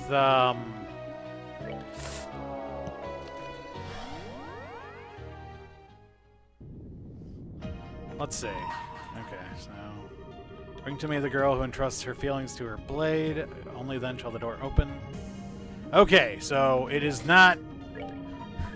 It is not Reese. Fair enough. That's fine. I thought it could be. Okay, so let's... Okay, so there's Chloe, and let's see. Who else is a girl who uses a blade? Well, there's... Let's go! You know what? I'm going to hedge my bets here. Understood. There are like 3 possible characters this could be, I feel like. Alright.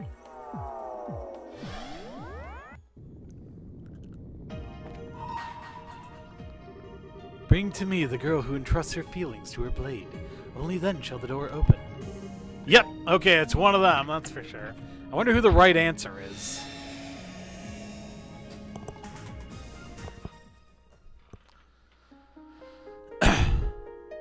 Star chamber.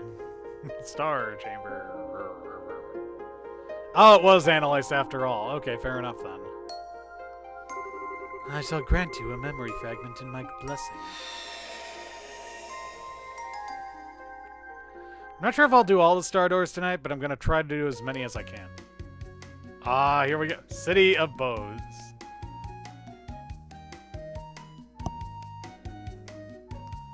It's Annalise's hometown.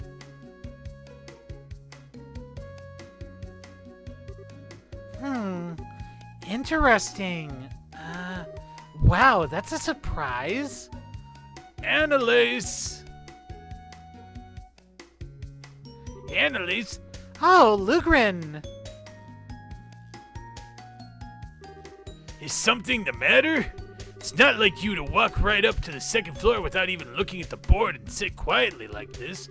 You're not feeling sick from eating too much ice cream or something, are you? Don't be silly. I'm not a kid anymore, you know. Could have fooled me. I swear that you were the one who ate 3 full scoops first thing one morning and later had to go get some stomach medicine from Spence. Maybe my memory is playing tricks on me? Let's all pretend that never happened, okay? Besides, that was back when I was a junior bracer. That was forever ago. I learned my lesson after that, I swear. Now I never have more than 1 scoop each morning. You're not supposed to have any ice cream in the morning at all, you know. Well, no matter. So, what have you been doing up here all this time, anyway? Oh, right. Well, you see, I got a letter from my pappy who lives a long way away this morning. Really now? He's a swordsman, if I recall, isn't he? Yep, he's an instructor. He's real famous among sword practitioners, actually. Yonkei Fa of the 8 Leaves One Blade School. Ah, yeah, that's the one. I was familiar with the name even before meeting you, but I was quite surprised to find out you were his granddaughter. Didn't he used to live here in Liberal? I'm surprised you know about that. Can't say I've had any memories of when he was here, though. It was around when I was born, so how could I? That long ago. I see. So, how's he doing? Well? Judging by his letter, yeah, he's doing fine. I haven't had the chance to meet him in person for about a year now. Last time we had the chance to spar, I felt like he was totally babying me, even though he's, like, 70. He must be really skilled to be treating an active bracer that way. Huh? What's with the sudden serious face? Oh, it's nothing all that major, but I've been wondering something for a while. Why'd you stay here when you could join him? Sorry, I'm lost? Well, it's just that you're aiming to improve your swordsmanship, aren't you? Feels like if you have a grandfather like that, the fastest way to do that would be to go with him and polish your skills at his side. That's, well... I suppose it's not my place to be telling you what may or may not be best for you. Sorry, Annalise, you needn't pay any attention to an old man like me. No, that's not true at all. I really appreciate your advice, so please don't think it's not your place to give it. I can definitely see where you're coming from on this. I do have my reasons for being here and all. They're just a little difficult to explain. Oh? I do want to learn more about swordsmanship and swords in general, so in that sense you're right about that continuing to train under Pappy would be both the best and fastest course of action, but that's not all I want to do with my life. I want at least as much, if not more, to know more about what it means to be a bracer. I guess it's a case of wanting to learn more about swordsmanship as a bracer rather than as a swordsman, if that makes sense. Am I even doing a good job of explaining this? No, I think I see where you're coming from now, actually. Besides, Pappy once told me that he taught me all of the technical side of swordsmanship, forms, crafts, and that kind of stuff already. Whether I can master them or not is all down to me now. So in that sense, I feel like there's no specific need for me to train under him nowadays. Of course, whether I'm really advancing in my swordsmanship now is another issue entirely. I wish I could say for sure I was, but... I see. What's with the silent treatment all of a sudden? Oh, it's nothing. You're just not really one for these kinds of serious discussions, so I was impressed to see you were even capable of them. Hey! I am so capable. Besides, you're the one who kind of pushed me into talking about all this stuff first. I'm glad I did too. Anyway, getting back to the point, what did the letter even say anyway? Oh, right. But, well, as surprising as it is, it says that I should go and see Cassius Bright. Cassius? The one and only?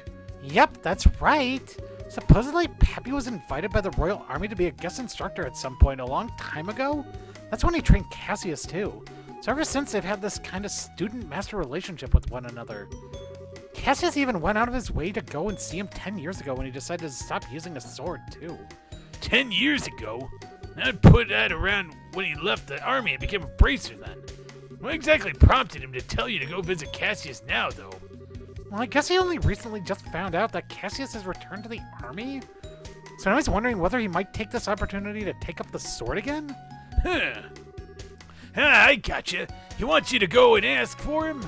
And let him know what he says, yeah. I see. People really do end up connected in the strangest places in the funniest ways. Tell me about it. Anyway, that being said, I kind of have a favor to ask. You want time off, I assume? Well, who am I to say no? You got good cause to have it. You can even get in touch with the army and set up a meeting with Cassius if you want. Really? Really, go along and get that truth your grandfather wants from him. But in return... In return? I want you to take care of every single one of the monster extermination requests on the board first. Every single one? Aren't there, like, 5 of them right now? Sure, but the monsters in this area will be no trouble at all for you as you are now. They'd be less of a problem if Grant were around, but I had to lend him to the guild over in Rouen, and he's still not back. You're gonna have to pick up the slack here in his place, essentially, especially if you want time off. Okay. Wait, I wonder if that means that I actually have to... Oh, no, it's just a flash forward. 3 days later. Lyston Fortress.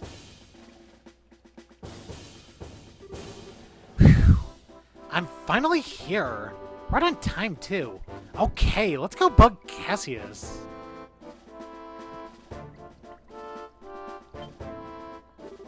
Huh? Can I help you? Well, I'm Annalise Elfeed, a bracer with the guild. I've come to meet with Brigadier General Bright. Ah, I see. I believe we've been expecting you. I'll pass on that you've arrived, then. You might have to wait a little while before you can meet with the general, though, I'm afraid. Huh? But I'm right on time. Did something throw his schedule off? Something must have. I can't pretend to know much more than you do. But the general is a very busy man, so it's not at all unusual for things like this to happen. Anyway, like I said, I'll pass on that you've arrived, but I'm going to have to ask you to wait out here for a while. Sure, no problem. 3 hours later. This is taking ages. I hope the meeting isn't going to end up getting canceled or something. I really don't want to have to come all this way for nothing. I suppose if I can't meet with Cassius I could at least go shopping in Grand Cell. They should probably be getting the new lineup of stuffed toys around now. I wonder which one I should get. Maybe the bear or crocodile once in a while would be nice. Excuse me, young lady. The general can meet with you now. Really?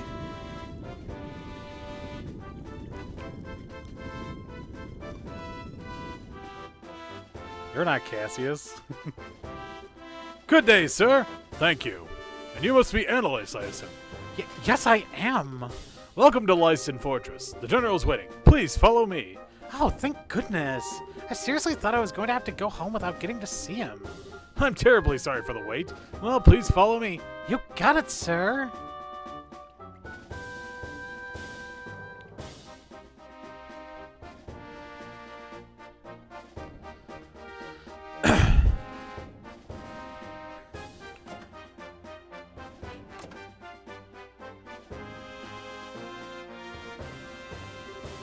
I brought your visitor, sir.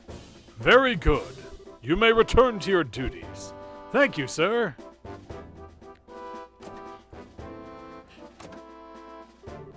I'm really sorry about the delay there, Annalise.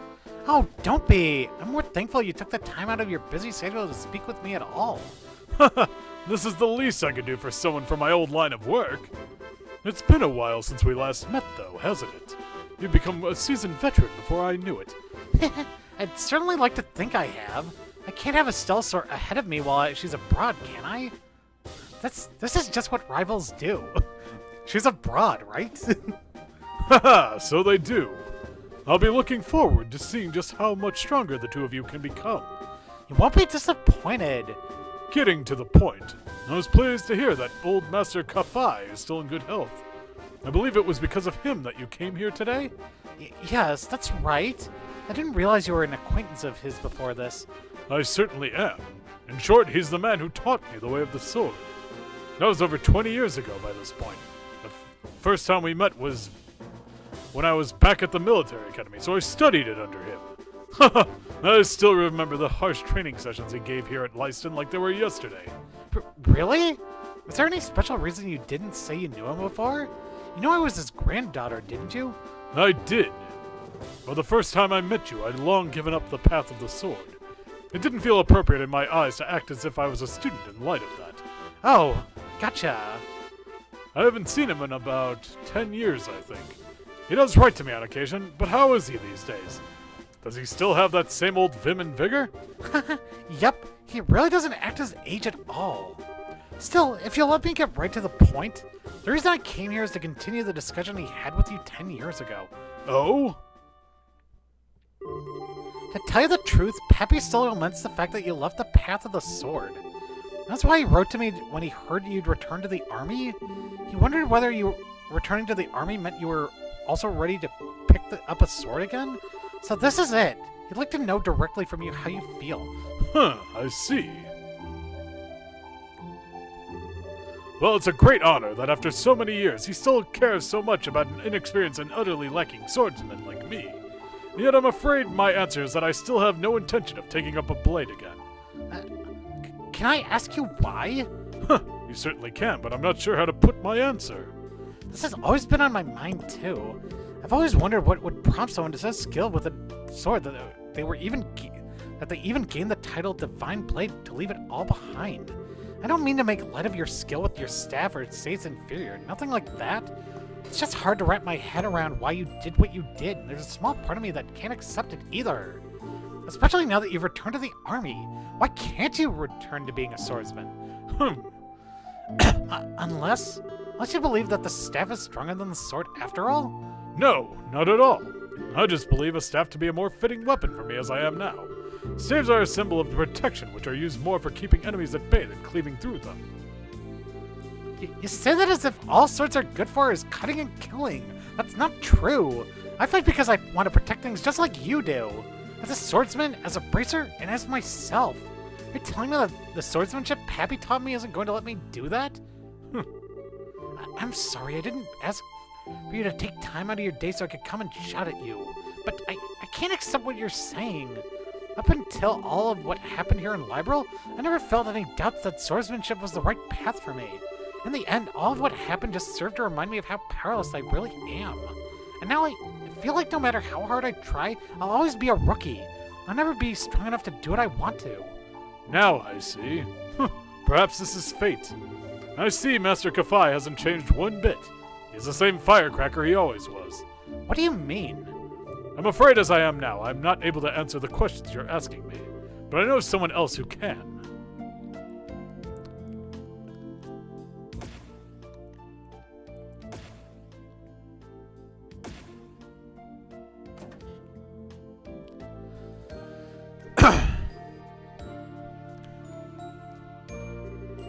What's he planning to do out here?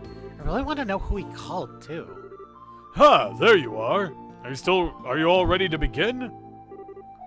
Indeed, I am. I never expected to have to wear this uniform again, though, especially not so soon. I'd almost think you enjoyed messing with people. I'm not doing it to bully you. You know as well as I do, your usual work clothes aren't well suited for this kind of thing. Oh, of course. You're Colonel Richard! I realize this may sound a little silly coming from a man wearing this uniform, but I'm no longer a colonel, young lady. Sorry. So, Mr. Richard then? Or Ellen? You can call me whatever you wish, though no need for the mister. Meanwhile, I believe you are Annalise, a senior bracer with the guild? You know me?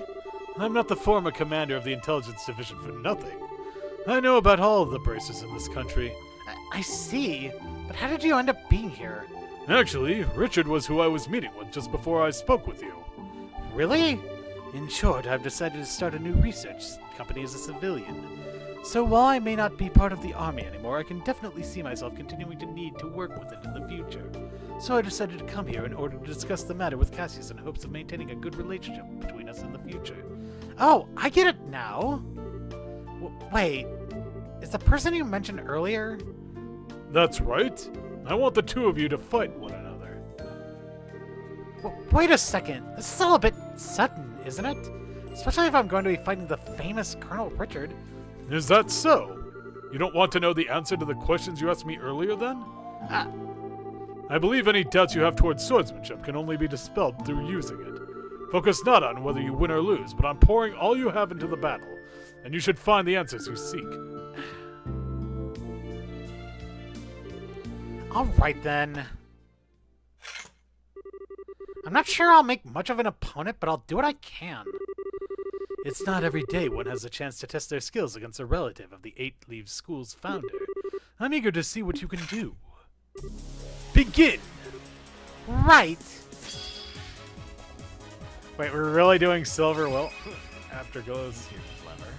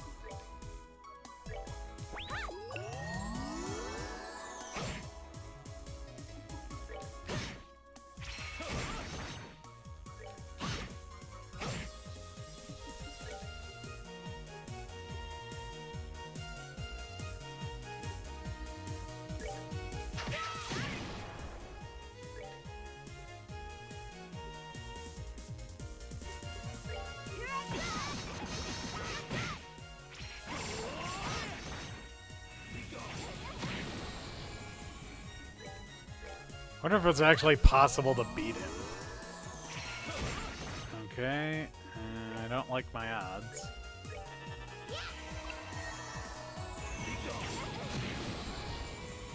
I like my odds a little more now.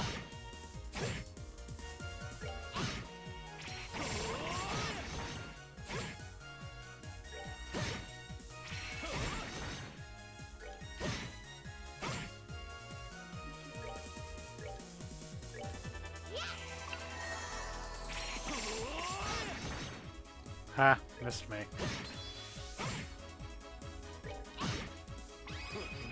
Uh-oh.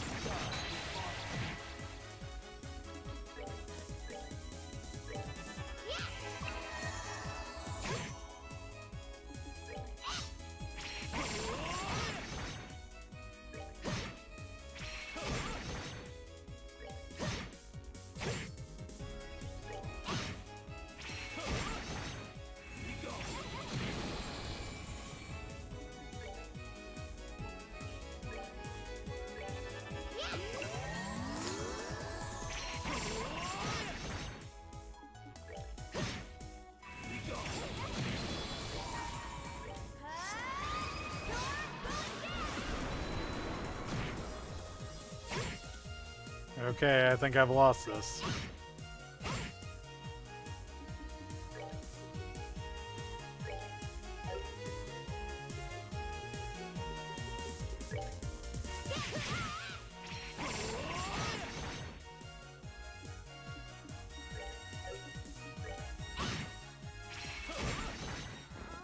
That was close, but...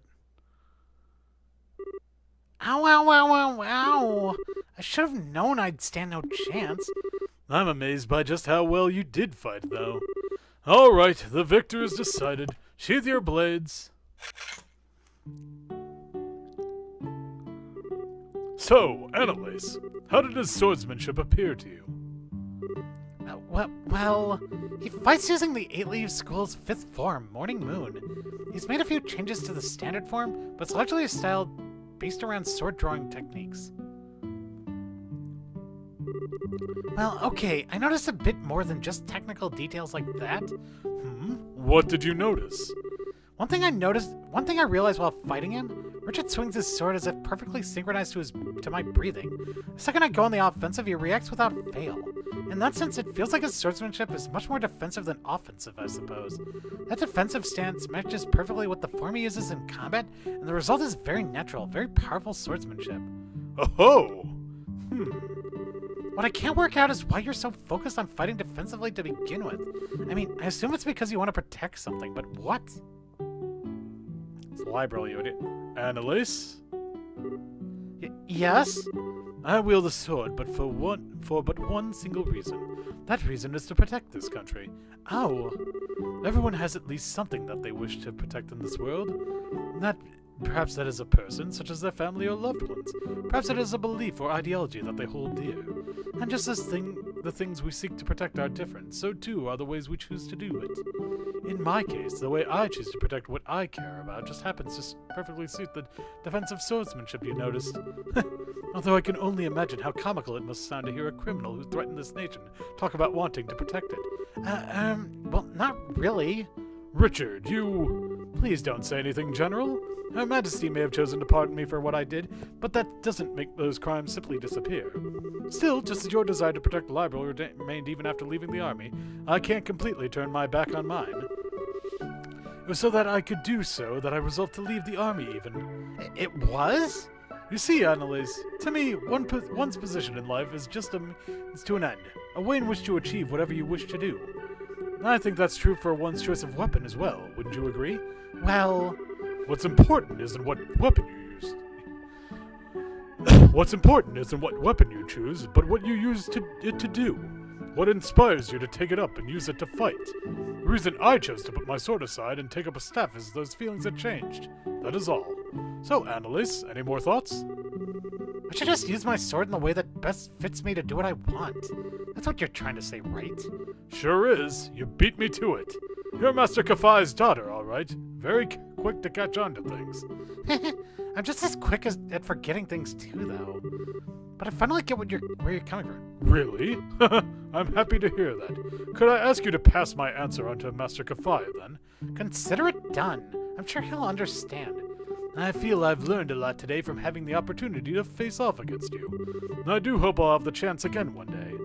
So do I. You'll both have to make sure you don't neglect your training, then. Of course. I wouldn't dream of giving it any less than 100%.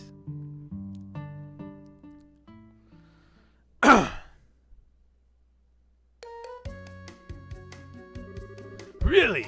It sounds like that was quite the fruitful experience.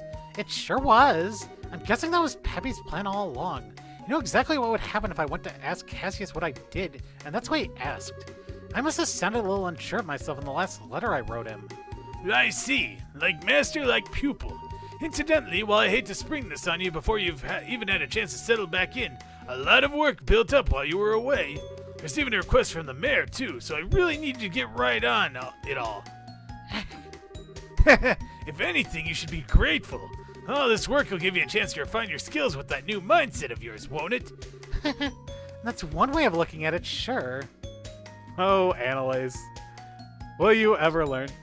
So, Peppy, I bet you knew all along. It looks like Cassius has no intentions of taking up the way of the sword ever again.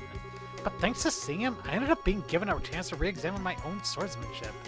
Up until now, I thought it was all about getting stronger or faster, things like that. But now I finally realized that what's far more important than either of those things is why you take up the sword in the first place, your feelings. I feel like now I finally understand why I was never able to defeat you, no matter how many times we fought. I might not be the best student in the world, but I'll keep giving my training all I've got. Love, Annalise. Your granddaughter. Side story. Swordsmanship finished. Receive 5,000 Mira.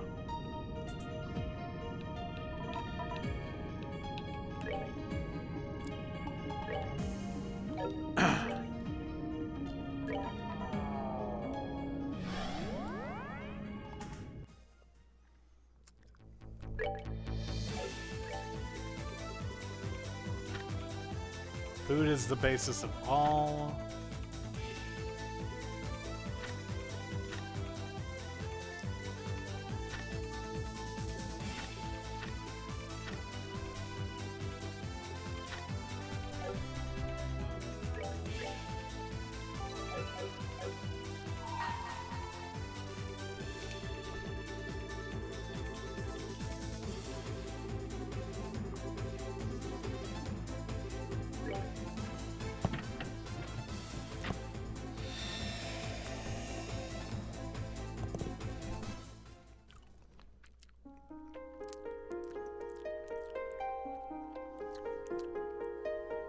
Another star chamber.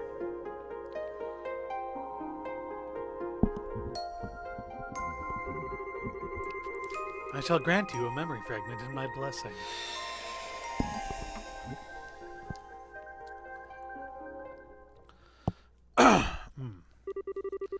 Why don't you guys try becoming bracers?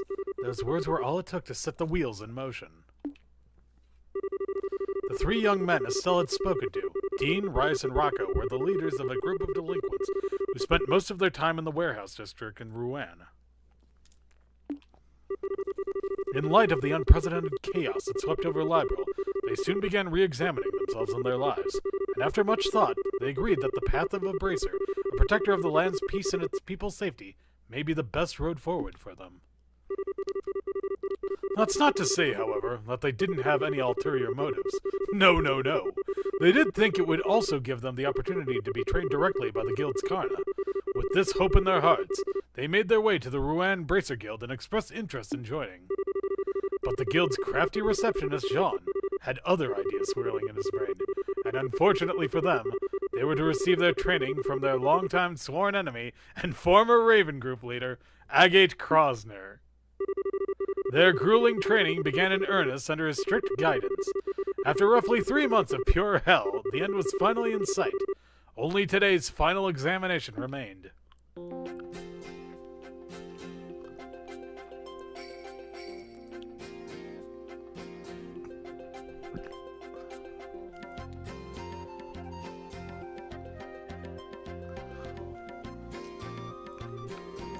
When I found out we were gonna be doing a final exam outside Rouen, I was so excited. Didn't think it was gonna be a place like this. Same here. Who'd have figured we'd end up dragged out to a cabin in the middle of this misty-ass swamp hole? Have any of us ever been outside of Rouen before? Why'd our first taste of fresh air have to be somewhere so weird? It's not like we're here on a vacation. We're here as part of our training. Can't expect to get taken to a theme park or something. I guess. Wow, that's so grown up of you. Glad one of you's got his head screwed on. I thought I was going to have to give you guys a lecture on why you're here, but maybe I can spare myself the boring crap after all. Anyway, that's enough shooting the shit here. Sorry. Bah, always gotta talk down to us. As you know, this final exam is what determines whether you pass your training or not. It all hinges on this. Pass and you're all junior braces from here on out. Fail and you ain't. Either way, let me say this. I'm impressed you made it this far without dropping out. I wasn't sure you had it in you, but you sure as hell proved me wrong. Did he just praise us? What's gotten into him? I think I'm gonna be sick. What kind of heartless monster do you guys think I am? Just hurry up and spill the details. I'm getting sick of standing around here. I want to get started. That shows balls. Good. Alright, let's get down to it then. Your task's simple enough.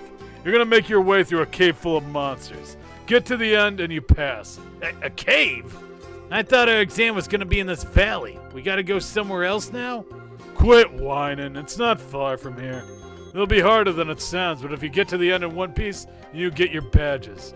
I'm not giving you a strict time limit, but the longer you take, the longer you keep me waiting, so don't push your luck. That's it. Any questions? Sounds easy. All we have to do is go for a walk while beating up some monsters. This exam was made for us. This should be kind of fun. That's a no to the questions, I guess. Well, Walmer, I'll be counting on you to back him up for me. Well, if you insist. You're sure they're up for this, though? They'll be fine, trust me. Okay, let's get our butts over to that cave.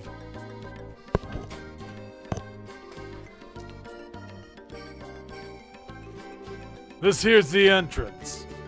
Never would have thought there was a cave way out here. So this is the place that's gonna determine our futures, huh? It's sure hidden well enough. Well, you already know what you're doing. I'll be waiting for you at the end, so give it your best shot. I'll be here backing you up if you need it. If things get too dicey and you need a break or something to eat, come to me. Sounds like an easy enough job for you, as if we'll even need to come back here. Yeah, we'll breeze through this thing in no time. Alright then, I'm ready if you guys are. Time to get to work. Oh, so Rocco's their leader. Oh, cool. So I get to do like a little mini dungeon. Oh, okay. Maybe I don't. This place is pretty big inside, huh? Yeah, tons of empty space to fight in. You know as well as I do, making it through this cave isn't going to be the main event. It's him we're dealing with here. He'll be waiting for us at the end to challenge us to a fight, I guarantee it. You think so too, huh? Well, going by all our training so far, it's a pretty safe guess. That's how every other exercise has ended. Wonder how well we're going to be able to do against him this time. I feel like we've gotten pretty strong. We might have a chance, but who knows? Either way, this is a good chance to get back at him for having to put up with his crap all the time. Let's get going and give him hell. Yeah, right there with you.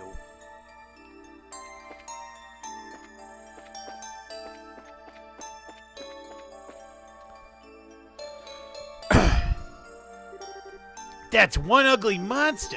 It might look that way, but I bet it's small fry. Probably just to scare predators off. The weaker something is, the meaner it's got in a look. You think? That description kind of sounds like it fits us, too. I think it noticed us. Time to make it wish it hadn't.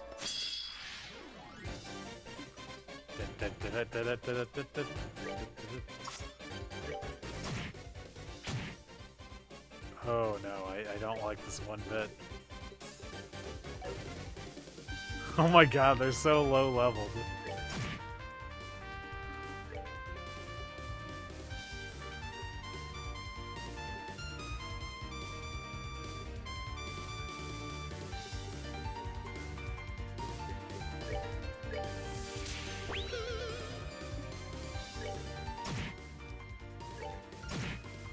Got it. Piece of cake. Why are they so weak when they've got such decent levels? Got Tear Bomb.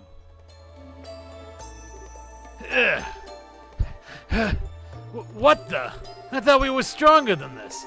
It's not that we're weak. That monster was just that strong. I guess sure didn't say anything about this. Why do you have to go and choose here? So much for your theory, Rocco. That monster didn't just look strong, it was strong. You call that strong? You gotta be kidding me. What? What do you mean? Trying to act like it's no big deal isn't gonna impress us, you know. We could see you struggling the whole time. Maybe you need your eyes checked then. Anyway, who cares how tough it was? Let's get moving. We've got work to do. Wait a second. What's up with him? We should go back and heal, I believe. Can we actually go back and heal? Okay, we can actually go back and heal. Huh? Something I can help you with? Rest. Enjoy your break. Good luck in there.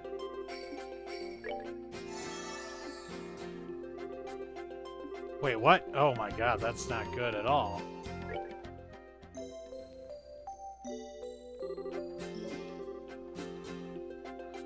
Okay, that's better, I guess.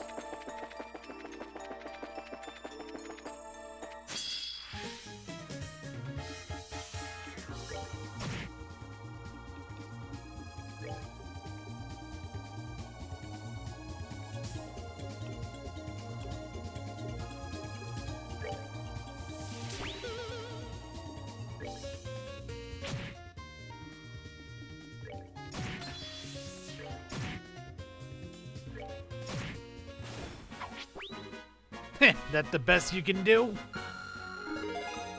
Oh good, they all leveled up slightly. That was worthwhile.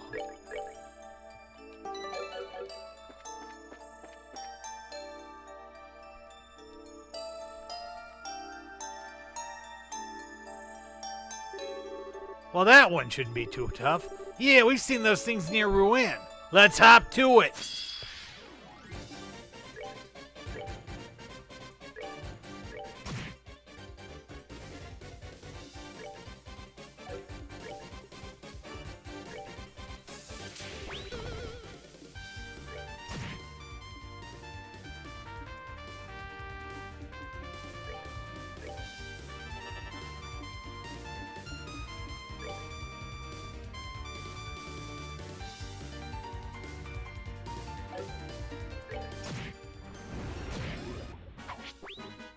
That wraps that up. Like how they all have the same. Well, it was easier to beat than the last monster. Hell of a lot stronger than the ones near Rouen, though. Looks like we're gonna have to accept that all the monsters in here are tougher than the ones we know. Ugh. Why am I still struggling against these guys? They should be nothing. Damn it, damn it, damn it! Hey, calm down, Rocco. We might be struggling, but it's not like we can't take them. As long as we take things slow and rest after every fight, we got this. Rest after every battle? If we need to take a break after every lose of a monster like that, how are we ever gonna catch up to that asshole? Is this really the time to think about that? The next one is gonna be a breeze. It is! Hey, Rocco! Oh, he's starting to let his temper get the better of him.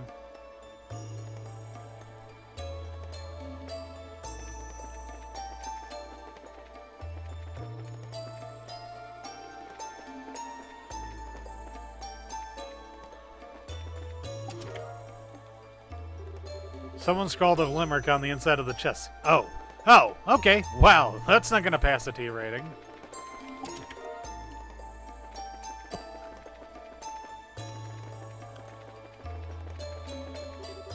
The treasure was you all along. The treasure was the friends we made along the way.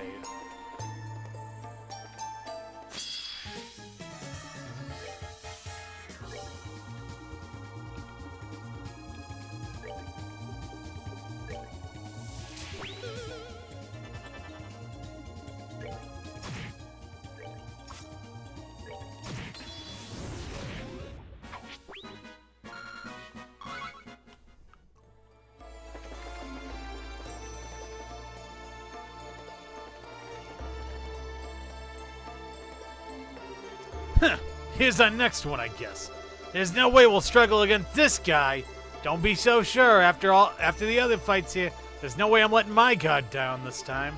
Stay cautious, guys.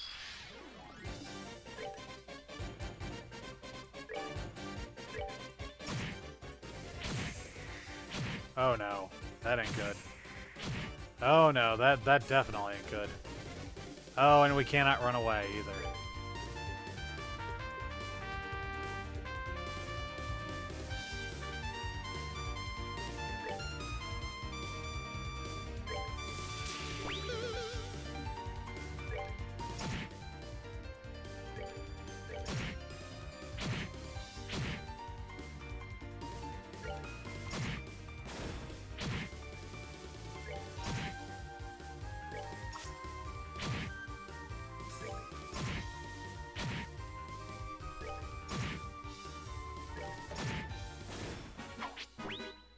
That wraps that up. Oh no, none of them healed. Whew, that's that. Yeah, that one ended up being tough too, but nothing we couldn't handle. If only there was 3 of me. Huh? You say something? Couldn't you hear me? I meant what I said. If only there was 3 of me instead of just me and you 2 jokes, I'd have been done by now. If you say so, man. Well, unfortunately for you, this is the group we've got. We're gonna have to stick with it. Keep your shit talking to yourself, alright? Just don't drag me down. What's gotten into him? Seriously.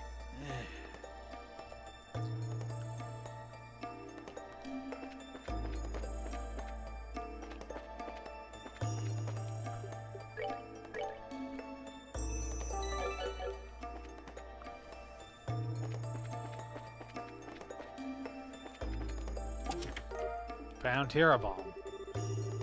Do you know the name of Estelle Bright? The thief without equal. In her lifetime, she stole many treasures and left behind over 1,000 chests.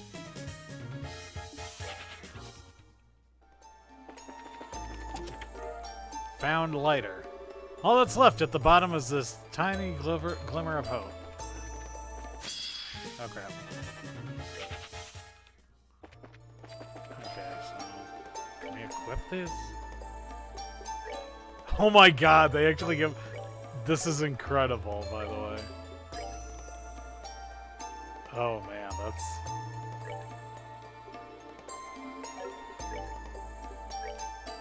That's hilarious.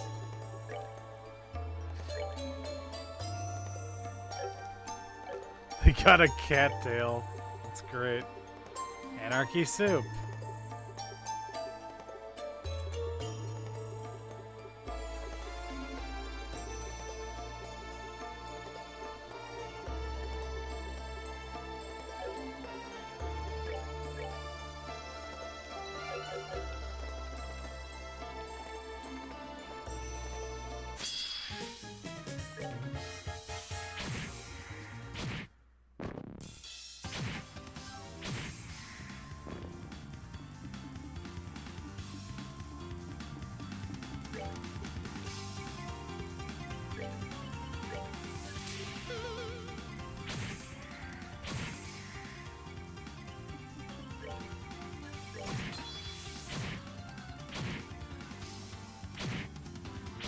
Oh god.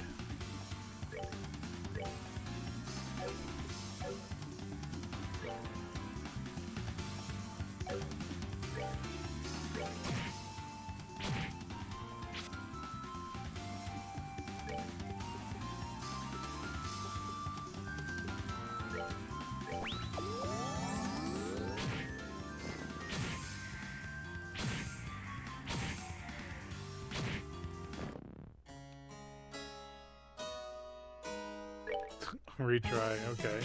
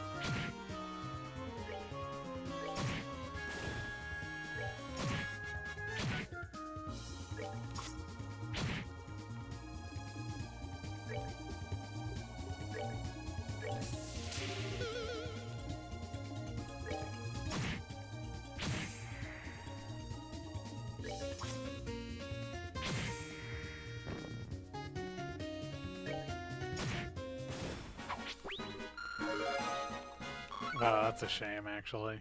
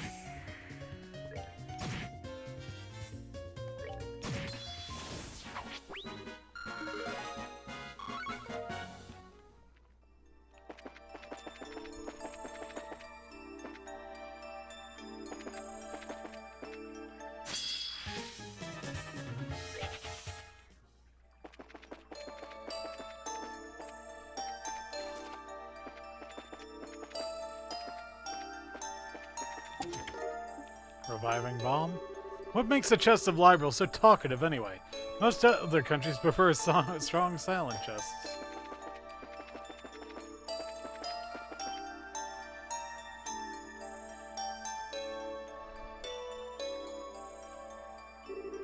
Huh? Why is there a frozen rock in the middle of the path? I don't know. It doesn't look like anything special, but that's a weird place for one to be. What's your damage? Don't wander over to random crap when you don't know what it is. Whoa, it's moving. Maybe that warning was a little too late.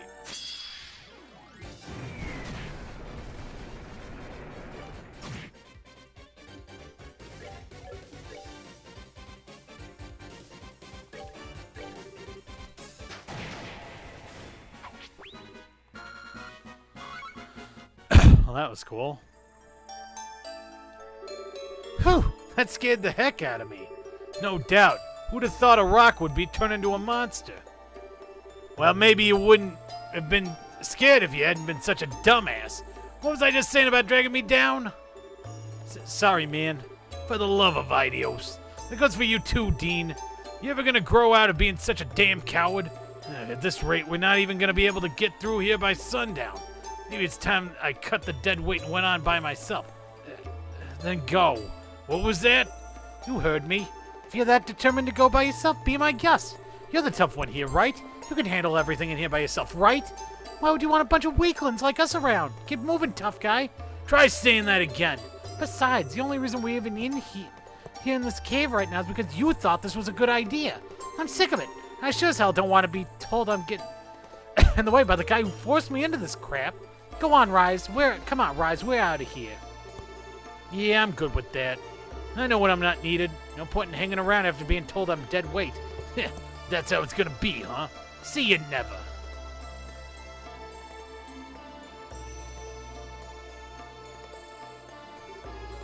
Doesn't he ever get tired of keeping up that act 24/7?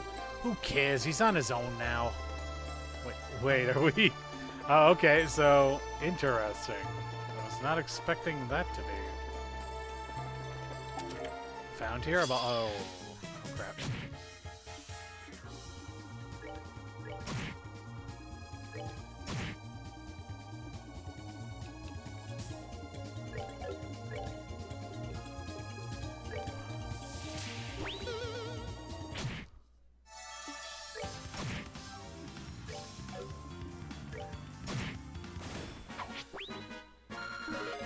Hooray! Someone leveled up. I have a somewhat unfavorable premonition about this. The lock on the front of the chest is just painted on.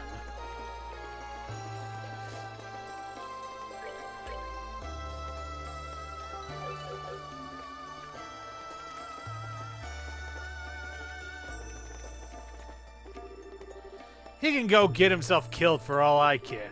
We're going home. So wait, we don't go after him then? That's kind of...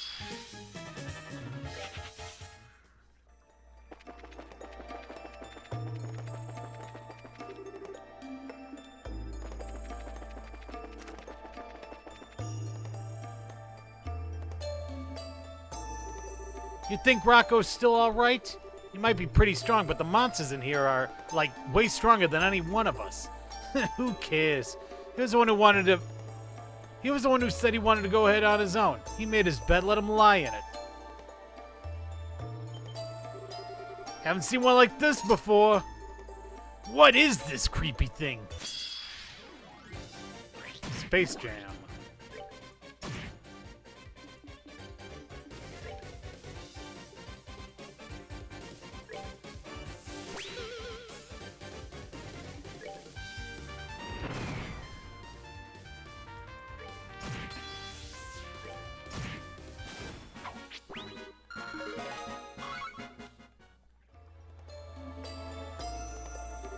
Man, that was nasty. And Rocco's walking ahead alone in a place crawling with monsters just like that. Hey, Dean, I feel like this really ain't the time for us to be fighting each other and trying to act big. Hey, Rise, yeah? Have you ever seen Rocco show any sign of weakness before? Ever? Well, now that you mention it, no. Same here. He might be pretending he's strong all the time, but he never lets any sign of weakness slip of wines like we do. He's always the one who's pushing us and trying to make us better ourselves. Yeah, I guess you're right. I mean, if it wasn't for him, we really wouldn't be here. We'd still be loitering around back in Rouen forever, probably. We can let all the dead weight stuff slide this once. Maybe he pisses us off sometimes, but I ain't about to turn my back on him when he's always had ours. Damn straight. This is a cute little story. I like this one.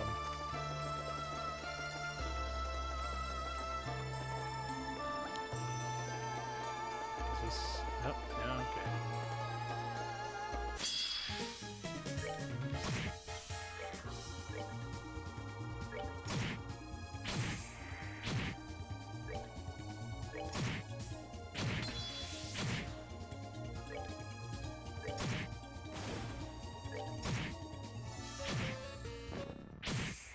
Crap.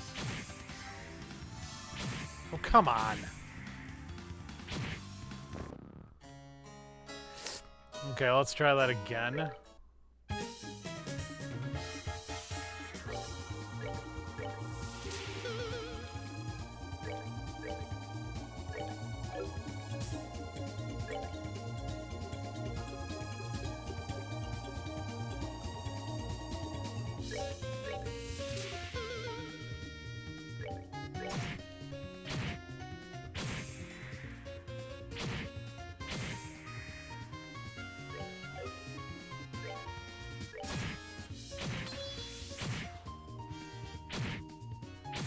Come on.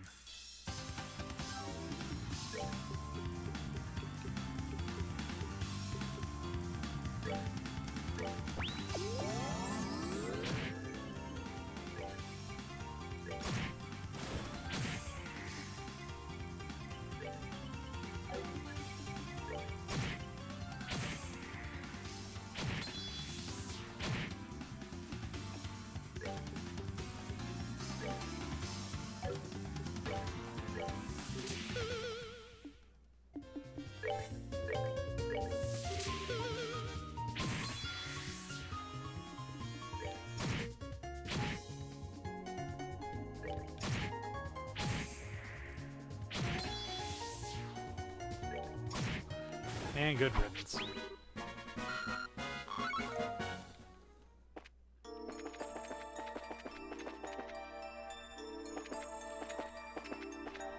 I really shouldn't have given Rocco that lighter, huh?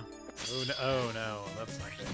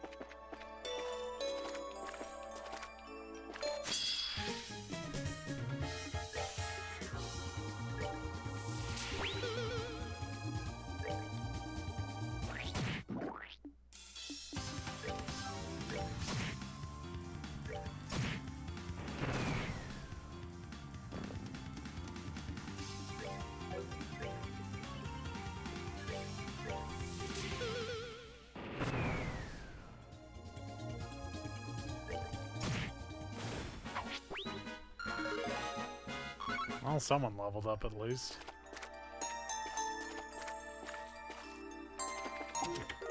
Found Terra Bomb. You've stolen my treasure and my heart. Okay, let's see.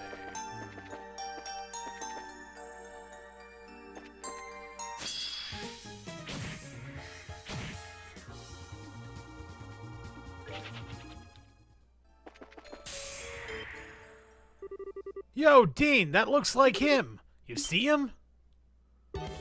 What's that idiot doing? Damn it! I can't move. Looks like this is the end of the line for me. Rocco! This ain't good, he's frozen. Can you handle it, Rice? Sure thing. Ah! I can move. Heh, you're real a sorry sight, man. Sorry for keeping you waiting. The hell are you guys doing here? I thought you bailed. More like we came to bail you out. But we can talk later. We've got a fight on our hands. Fine.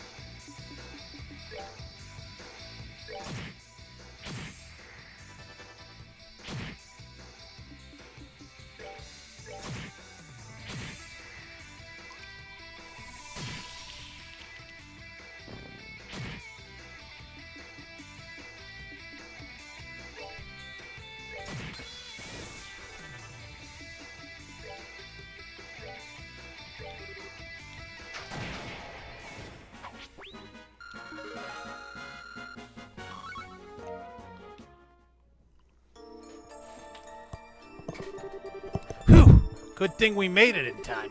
Seriously, you really bit off more than you could chew this time, Rocky. What are you two doing here? Why'd you come after me? Even without you guys, I could have handled that just... No, you couldn't, you dumbass! What was that? For once in your life, stop being so stubborn. If we hadn't come when we did, you would have been dead. You know it too. You just don't want to say it. What was that?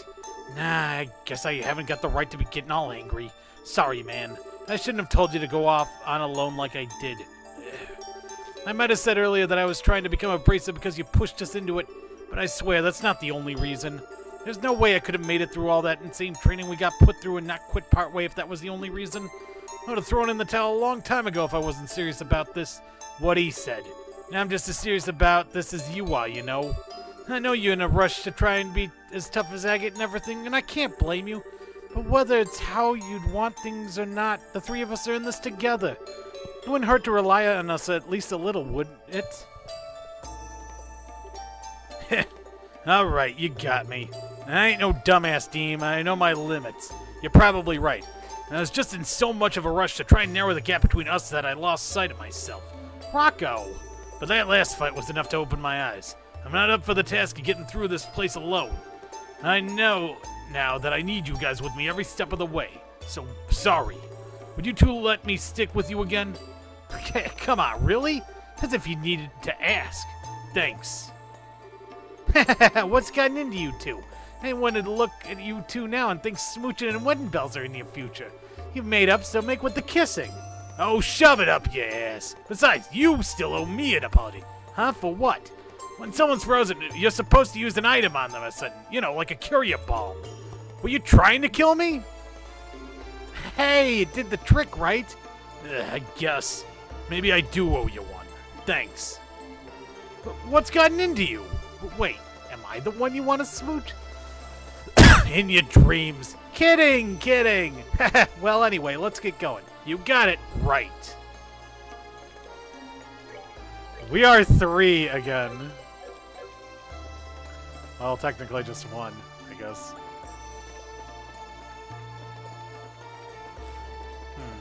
Okay, so that's clearly the...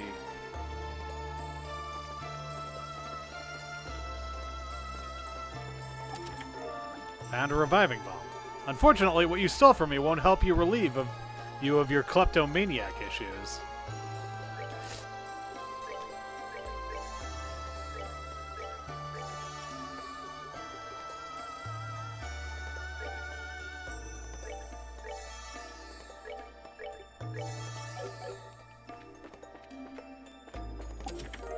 Found Zerum powder. Thanks for lifting that guilt off of me. Found Terra bomb. Excuse me, I got lost. Can you take me with you? Okay, so now we've got all 3.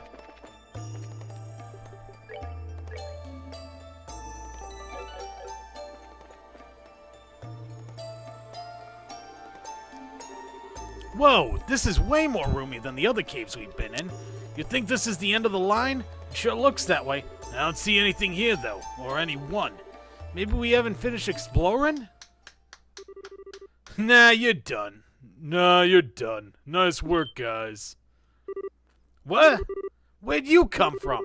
You were tailing us the whole time, weren't you? Bingo. I've seen everything that's happened on the way here.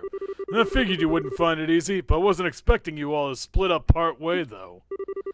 That was your fault for picking this place. We wouldn't have split up if you'd picked somewhere less complicated. That's why I picked this place, numbnuts. I wanted to see how you'd react when you found yourselves in a complex situation. And I got exactly what I wanted out of it. Huh. Yeah, I can buy that. Thanks a lot.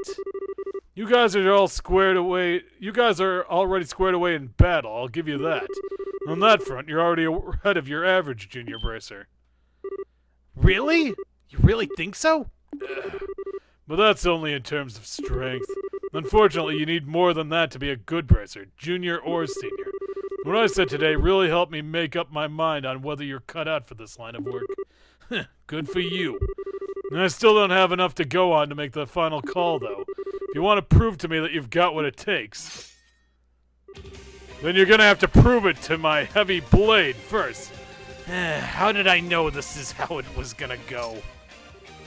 Duh, because it was obvious. You want to see what we've got? Then we'd be happy to show you. Come at me! Oh, I don't like this. I don't like this one bit.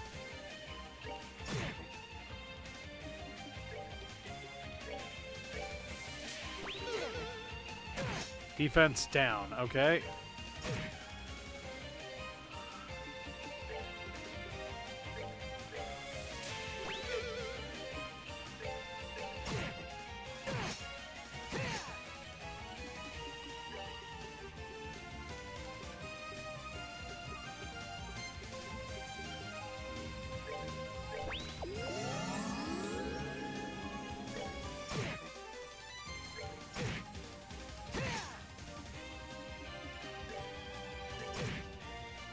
Oh no, he's back to normal. Shake him down, boys.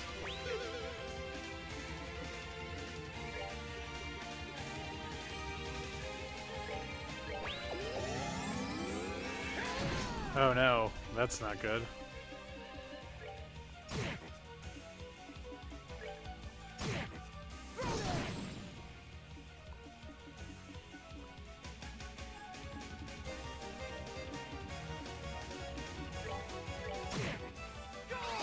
Oh, fuck.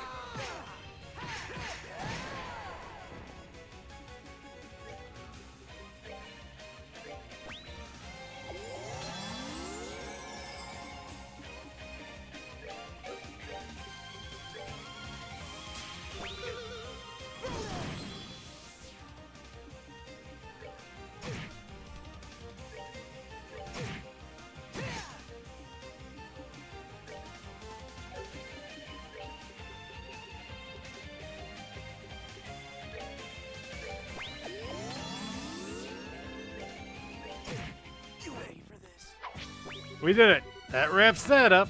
Whoa, look at all that leveling.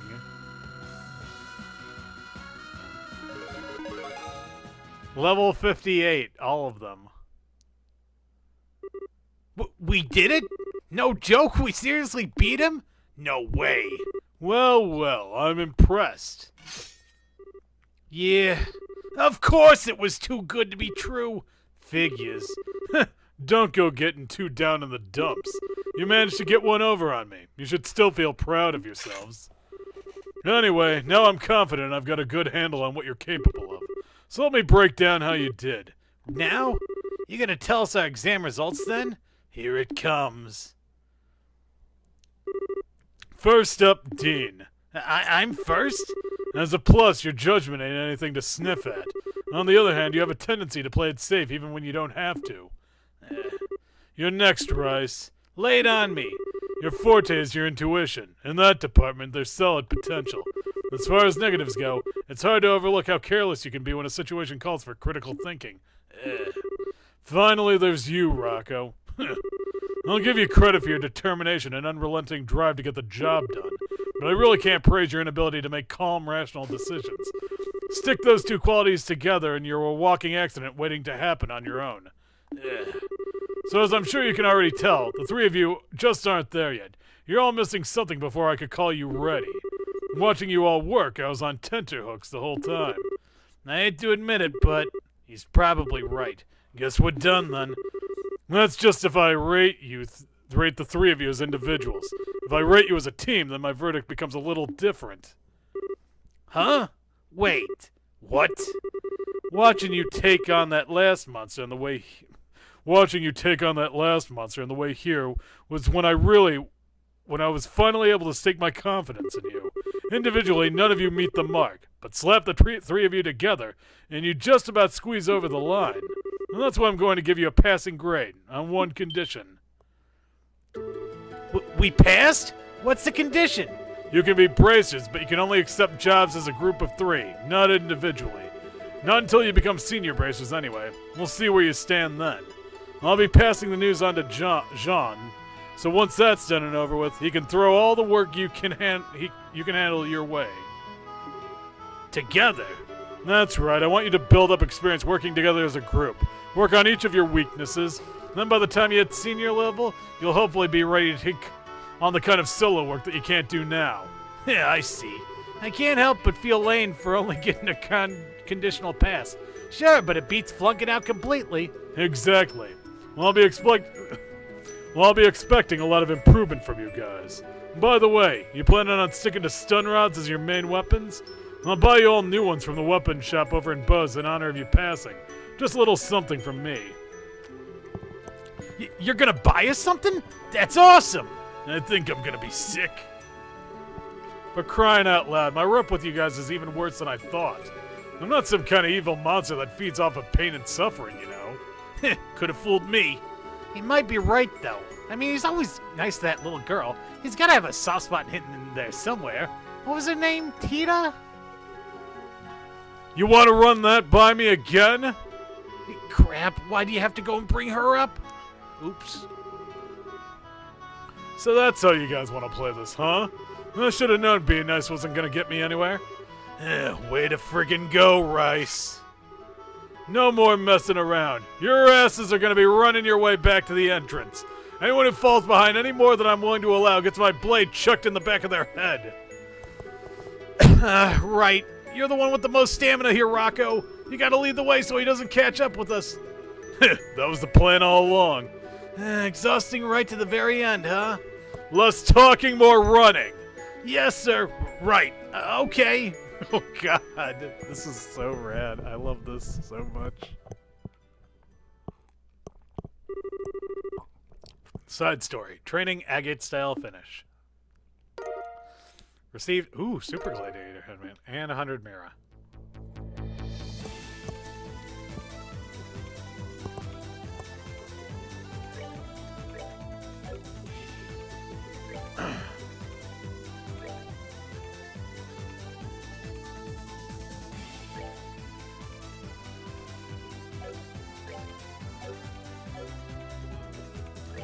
I think we'll do one more, and then I guess we'll call it quits then. Okay, so let's see.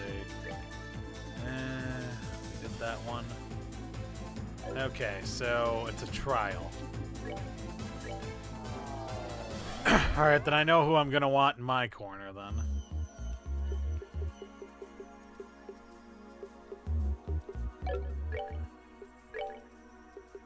I am ready. Piece of cake. You ready? Yep, this seems like a good team.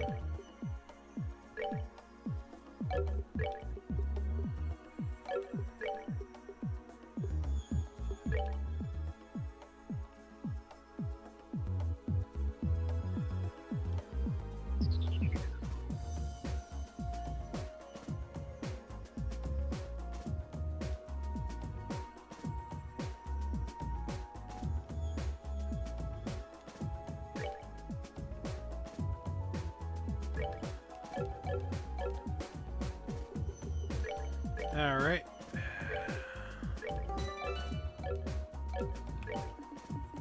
Let's do 7, and that'll be the last one of the night, I guess.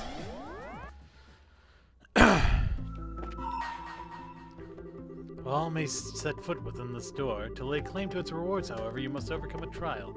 Should this fail to deter you, open the door and step inside. Yeah, let's open the door then.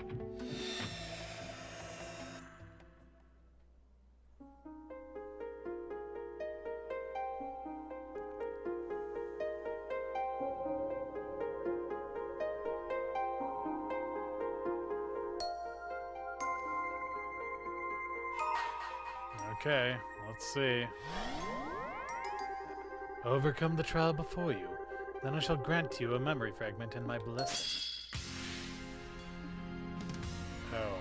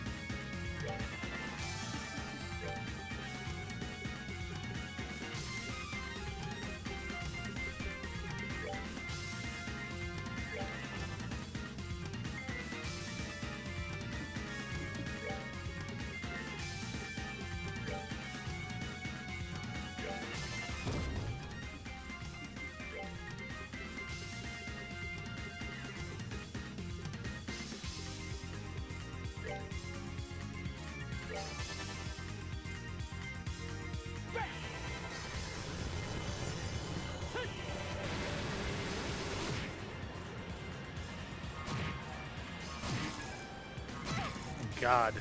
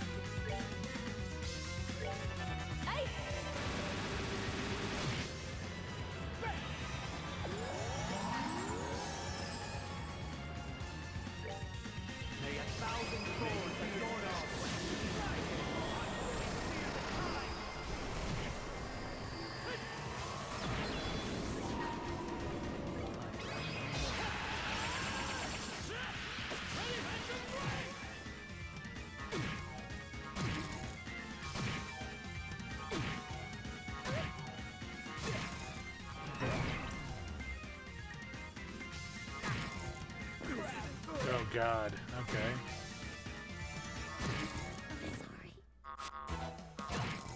Oh, come on.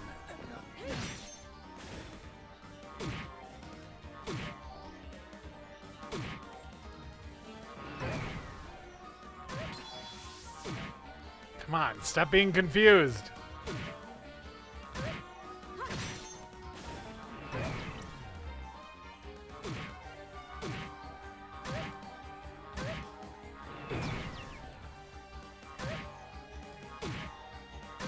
This is just painful to watch, honestly.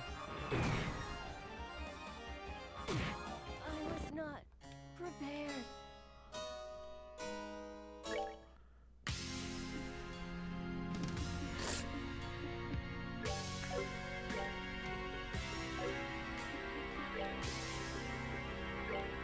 I hold in my veins the chalice of the light that lives on high.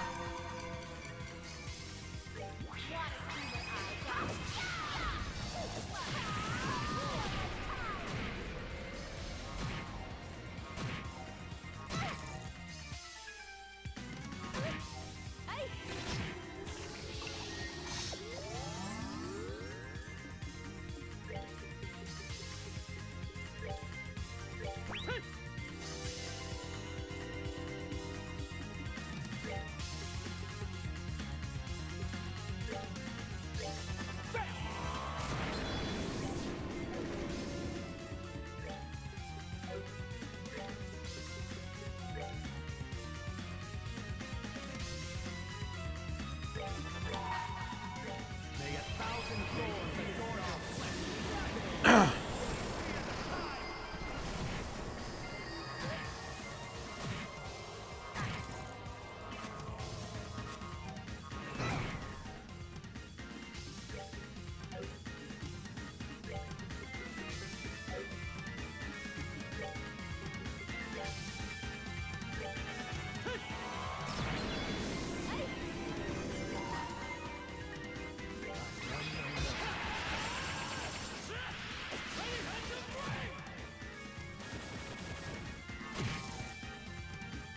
Okay, I can live with this.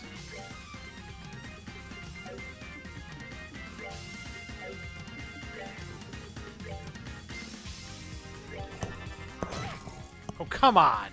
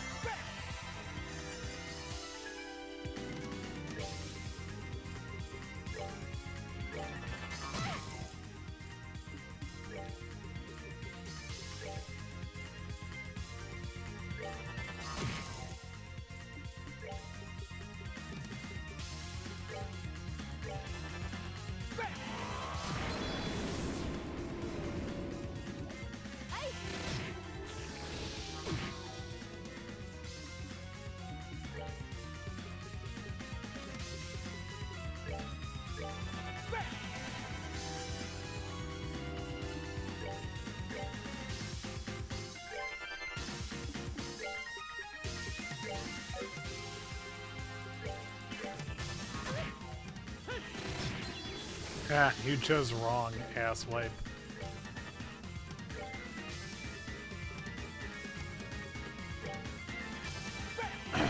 And good riddance. Alright, what's next? 9? Really? For all that? You have overcome the trial. Thus I shall grant you a memory fragment in my blessing.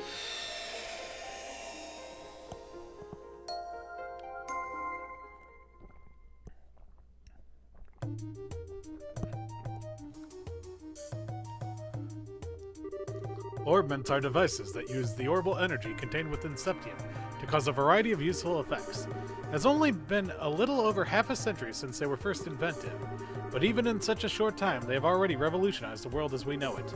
From daily necessities such as lighting and heating to tanks and other similar weapons used to defend our nations, orbments are used in just about every facet of our lives.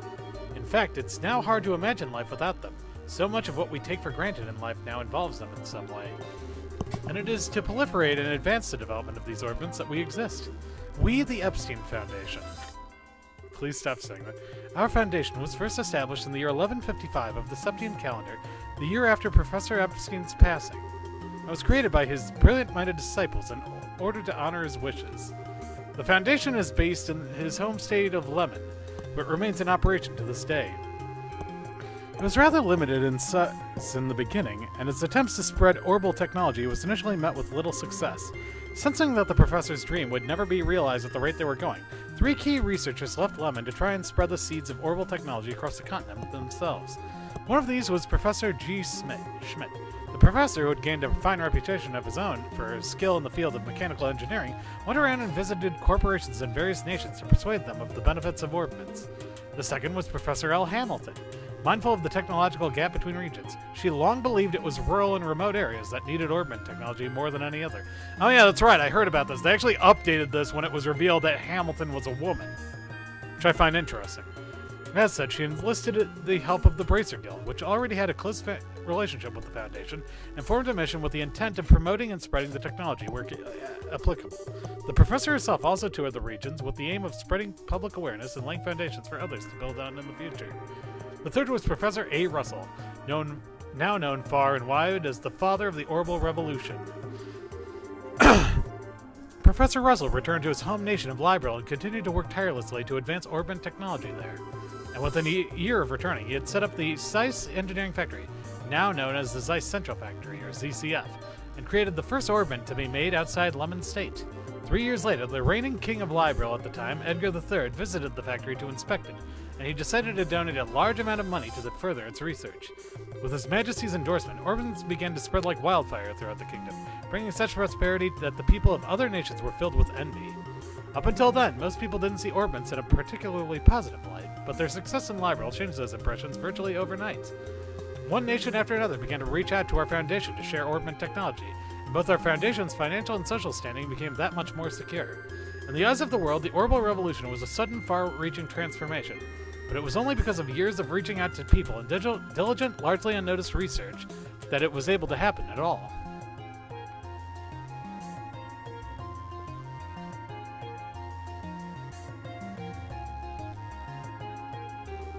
The Foundation's activities center around the 3 following guiding principles. 1. Carrying out fundamental research on orbments. 2. Spreading orbital technology and informing the public of its benefits. 3. Contributing to world peace through technology. Now then, let's discuss each of these 3 guiding principles in more depth. 1. Carrying out fundamental research on orbments. The Foundation's most important mission is naturally the improvement and development of orbital technology. The fundamental principles behind how orbments work need no improvement as such, but their architectures, their internal structures, have been improved upon countless times in the past, and will surely continue to be perfected by the curious mind as the years go on. Orbments architecture concerns the mechanical parts inside them, such as the cogs and screws, and there is still plenty of room for change as this new technology develops. These improvements can reap great rewards, but the research necessary to make them is known to be as lengthy as it is expensive. As a result, companies who prioritize profit over all else are less inclined to pursue them. That makes our Foundation's research all the more important from a social perspective. 2. Spreading orbital technology and informing the public of its benefits. 2 other important goals of the Foundation are to spread orbital technology as widely as possible and to educate the public on the correct way to use it. While orbments have become part of the daily lives of most who live in advanced nations and populated urban areas, the reality in remote and mountainous regions is very different. To counter this, we have long worked to send missions of engineers and bracers to these regions to try and better the standard of living for these people, and will continue to do so. We also continue to work on other ways to spread awareness of world technology, such as working closely with the Septian Church to have it added to the curriculum of Sunday school classes. 3. Contributing to world peace through technology. It is to pursue this noble yet extremely difficult goal that the Foundation has had a close relationship with the Bracer Guild ever since its initial founding. The Guild was established as an international peacekeeping organization and can mediate on conflicts between nations from a neutral point of view, making it essential to the stability of our world as it stands. The Epstein Foundation continues to back them up fully in their cause, both with financial aid and using the fact that Lemon State is the only place where tactical ordnance are produced to provide them with equipment. Just as well, this relationship also provides ideal feedback towards tweaking the quality of tactical ordnance as they are used in combat, too. Every machine and every invention goes through a long, grueling process behind the scenes before eventually reaching its finished, refined form, and tactical ordnance are no exception. Then, in Septian Calendar 1190, our foundation unveiled the Orbital Network project, which will be implemented in partnership with ZCF. Said project aims to join all of Zemuria together with a single united communications network. Our hope is that it will do much more than that. Our hope is that it will help to realize a peaceful world through communication. Sadly, Orban's relationships with peace as a concept has become somewhat complicated. Are they aiding in its realization, or are they doing the exact opposite? Professor Epstein expressed his hopes that their ability to realize the limitless looping of energy would be able to bring lasting peace to the world. Instead, recent years have thoroughly betrayed those hopes, and the post-revolution world has been a chaotic one indeed. The conflict between Liberal and Erebonian, for one, made significant use of orbital weaponry, airships included.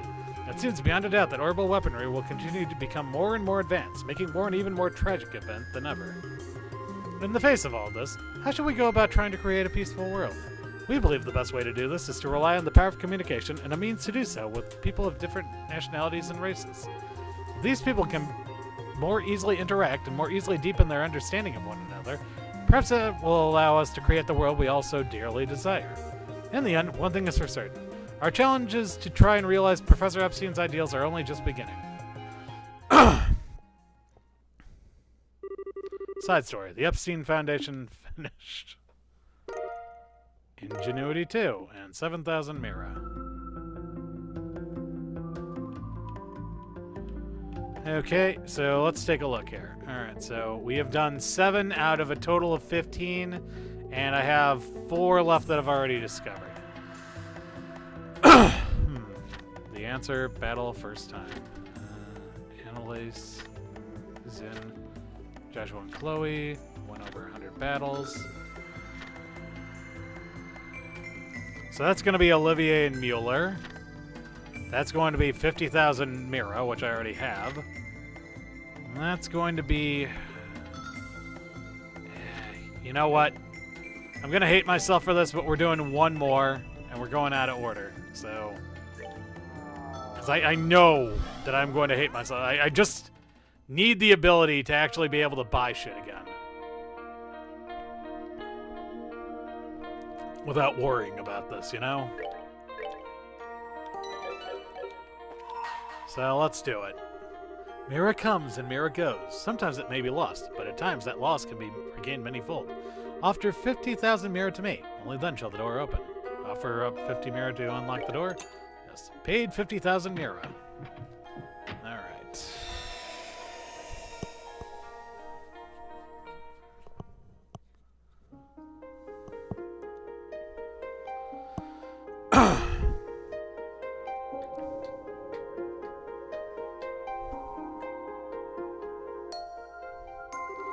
I shall grant you a memory fragment in my blessing. Well, I may have lost a bunch of Mira, but at least I get to do this. Ah, back to Bose again. City of Bose. Oh, it's a church. Okay, that's not as fun as I was hoping. I thought we were gonna get to see Mayor Maybell and wait. There's one of them at least. Thank you very much for coming today. I'd love it if you were I'd love it if you would be able to start coming to pray like this more often. I'm afraid it looks as though I won't have a choice in that matter.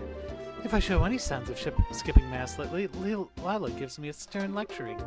You're rather fortunate to have someone like her by your side, you know. Nothing's more valuable to a person than someone who would chide them when they seem to be straying from the right path.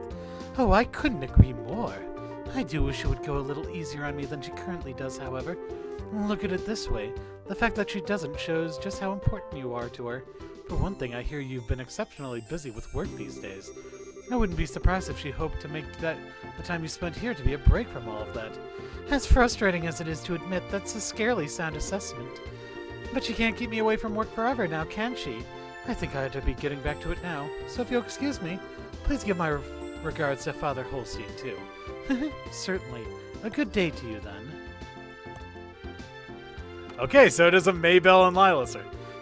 As if Lila wasn't bad enough, now I have Sister Rosa saying the same things as her. Oh well, next step is inspecting the market, so I should probably get to doing that. I was expecting Lila to be here to meet me by now, though. She's been awfully cold to me lately, and I still don't have a clue as to why. I thought she was going to pray with me today, too, but then she up and decided she needed to take care of shopping. Maybe I can grill her on it later. For now, I should hurry and get to the market. Oh, isn't that Lila?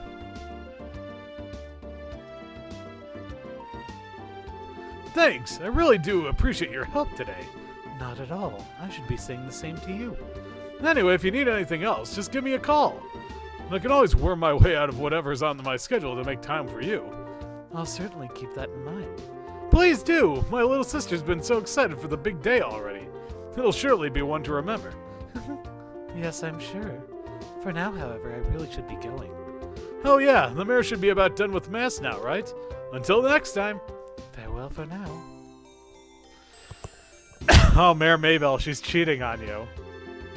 Did I just witness what I think I did?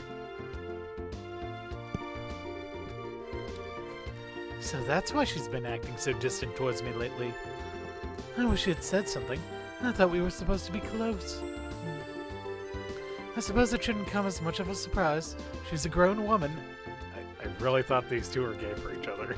And she might seem cold towards people on the outside, but she's a wonderful human being, and a rather attractive one, too. Yeah, okay, well, okay, I was half right. If anything, I'm surprised it's taken her this long to find someone. Oh, it wouldn't be fair for me to get in the way of her happiness. I do feel a little lonely at the thought, but she's going to want my support. It wouldn't be right for me not to give her it. I'll have to apologize for being late. Might I ask exactly what you're doing? Oh, it's you, Lila. How long have you been there?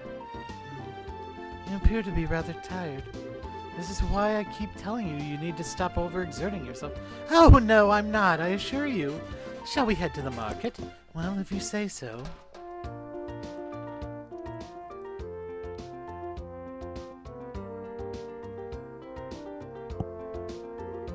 The next day...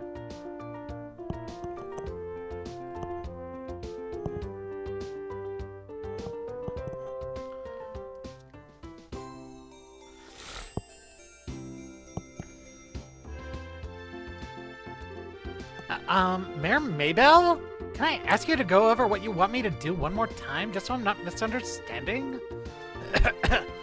Well, as I said, I would like to investigate, exactly what relationship those two have, as well as what kind of person the gentleman in question is. So, to put it in simpler terms, you want me to check out whether they're dating and do a background check on the man, right? Is that right? Yes. Yes, it is. Is there something wrong?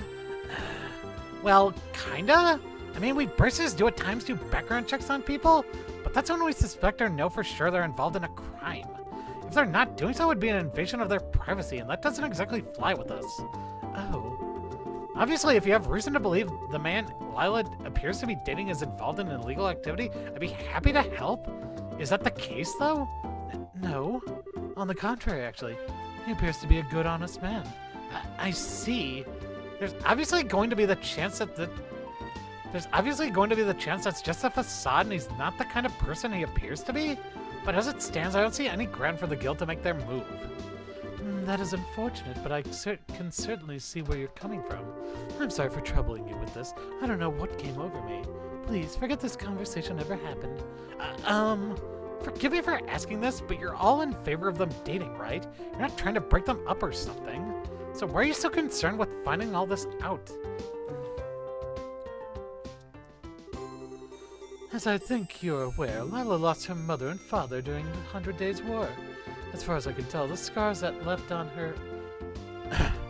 As far as I can tell, the scars that left on her heart still haven't truly healed either. I believe this is her first foray into romantic relationships, too. I'm just so worried about her getting hurt as a result of this.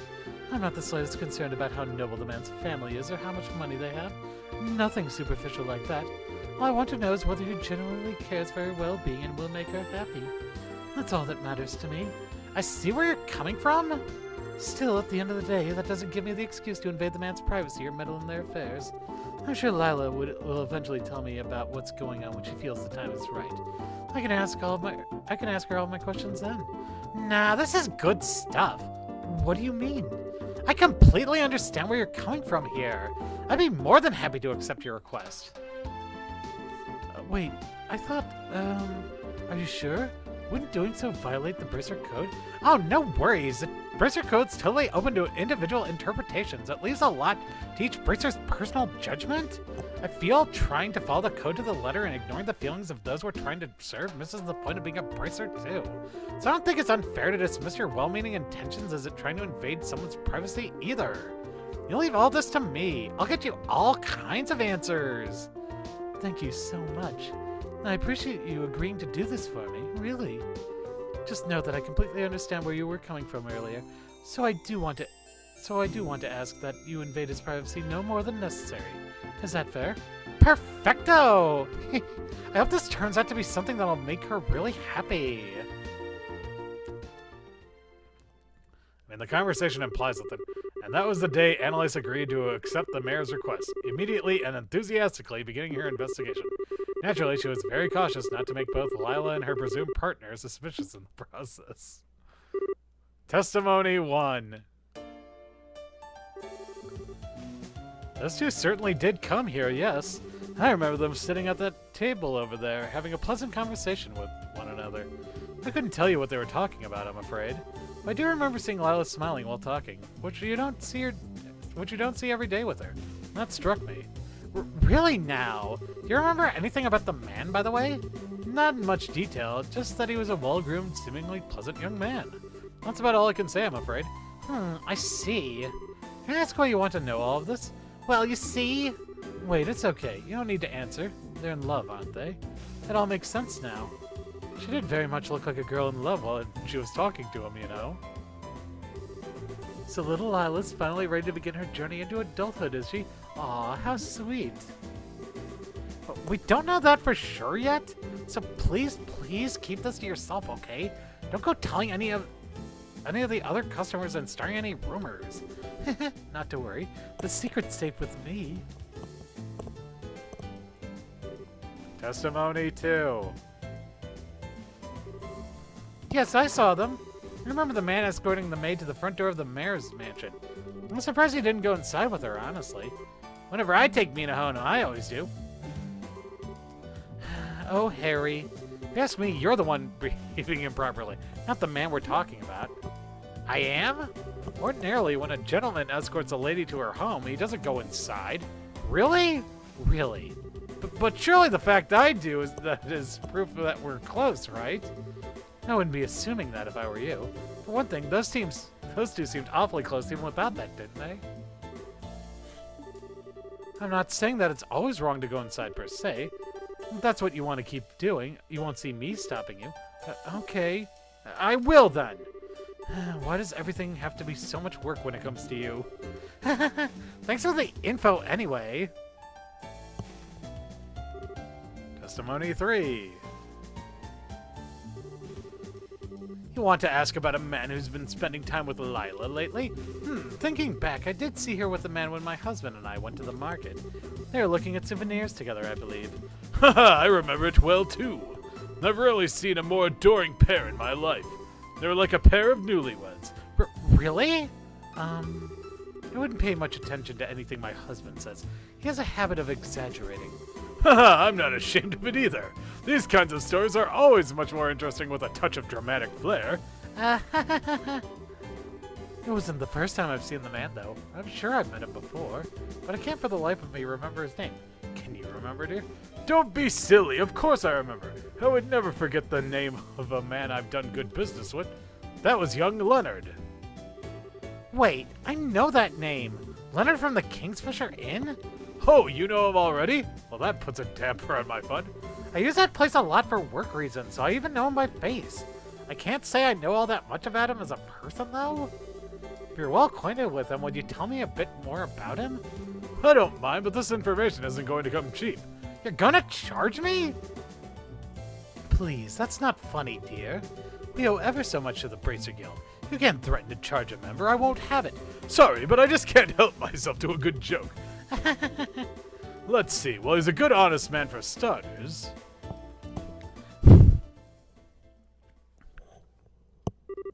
Several days later.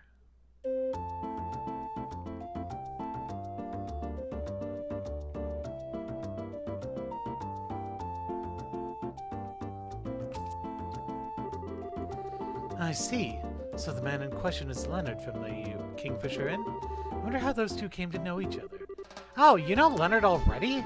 Only by name. I can't say I've ever spoken to him in person as such. The Kingfisher Inn has really made a name for itself in recent years. It's been doing quite well financially, too. As things stand, it's a good target for investment. Trina said that, too. I'm no expert on that kind of stuff, though. Still, from what I can gather based on your report, their relationship is a healthy one. And you seem to think very highly of Leonard. Oh, absolutely! Even his little sister Sophina is super sweet. I'd say you don't have anything to worry about with them. From what I've gathered, they'd make up for a picture-perfect married couple. I'd like to believe that's still a while off. Then again, if they really are dating, it's a reality I'll have to come to terms with sooner or later. I'm happy for her, but at the same time, I'm a little sad too. I get what you mean. Thank you very much for your report, Annalise. It sounds like she's made a fine choice, so I suppose all I can do now is wait for her to share the truth with me herself. That sounds like a good plan. Miss Maybell, it's me, Lila. Could I have a little of your time? Oh! Speak of the devil. I wonder if the time has finally come. That'd be one funny coincidence, but maybe it has. And if it has, then it's just about time I made my exit. I wouldn't want to get in the way. Nonsense. I'd actually prefer if you stayed. If she does tell us what I expect her to, I don't intend to hide the truth of what I asked you to do. Oh, I see. Well, okay then, Miss Maybell. Oh, sorry, Lila. Come on in, as you wish. Oh, Miss Annalise. Please do accept my apologies. I didn't realize I was intruding.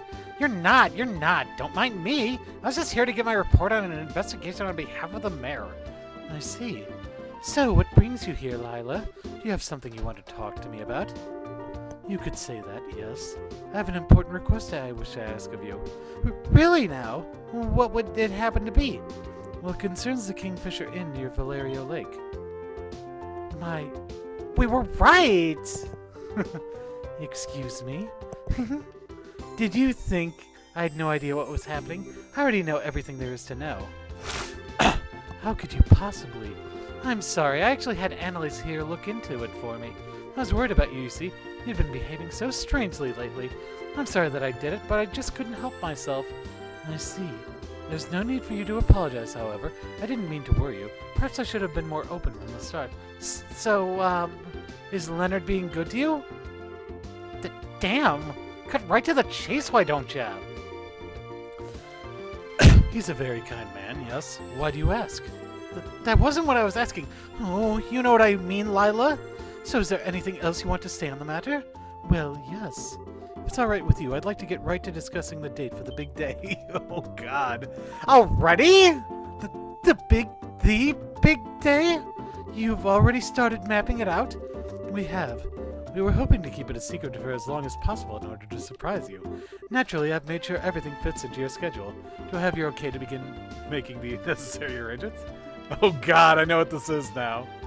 Wowee! Is something wrong?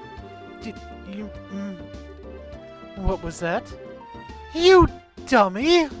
I can see why you might have wanted to surprise me, I can. But did you really have to keep this from me? Until this late in the process? I mean, you've got a right to your own private life, and you don't have to share everything in that with me. I'm not saying you have to. But I can't believe you would decide something so important without consulting me even once. Do I mean that little to you? But besides, you've only been going out for about a month. Aren't wedding bells at this stage a little premature? This decision is going to impact you for the rest of your life, Lila. You understand that, right? I think you should calm down and listen to what she has to say, Mayor Maybell. I'm sure she does understand and has her reasons for deciding...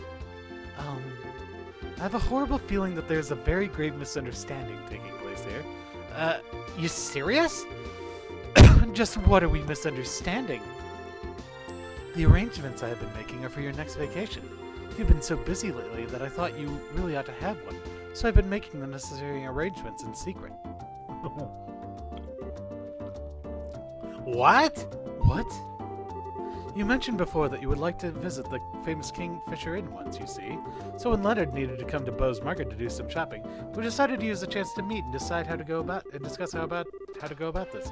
I hadn't realized my actions were causing so many problems for you. Whoopsie! I worry about you sometimes.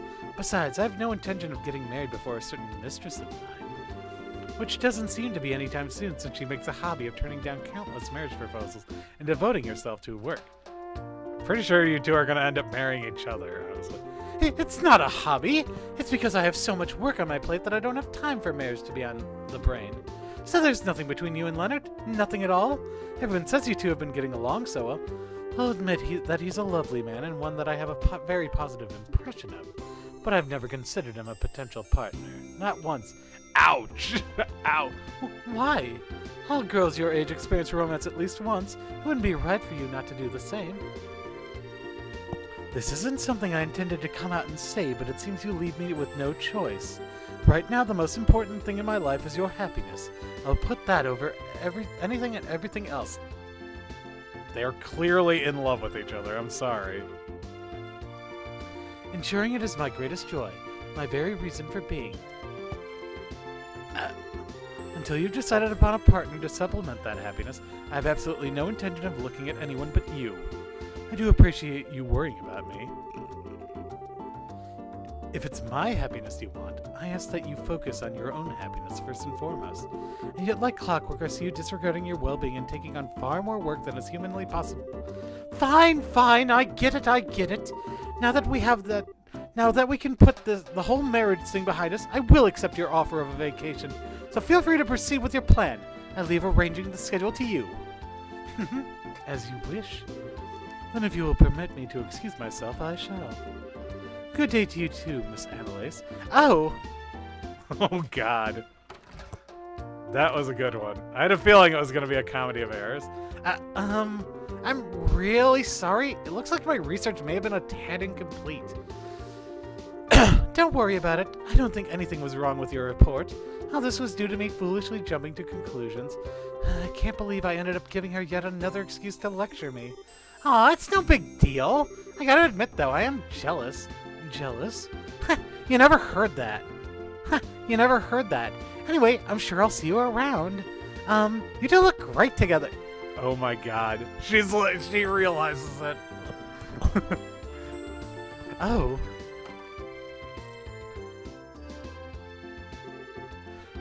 Oh, Annalise. What a day. I feel almost ashamed to be this relieved over all this. I don't know if I'll ever be able to manage without her at my side.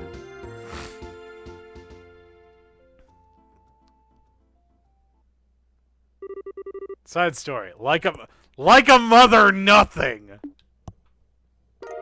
Receive bloody meatballs. Learn the recipe for bloody meatballs. Ho ho! Hello! More than worth it. Okay, let's go back to the base. I'm going to set up my team for next time. And then I'm going to save the game and call it quits for the night. Okay, so we want Adequate performance. him and Understood. her. Okay, cool.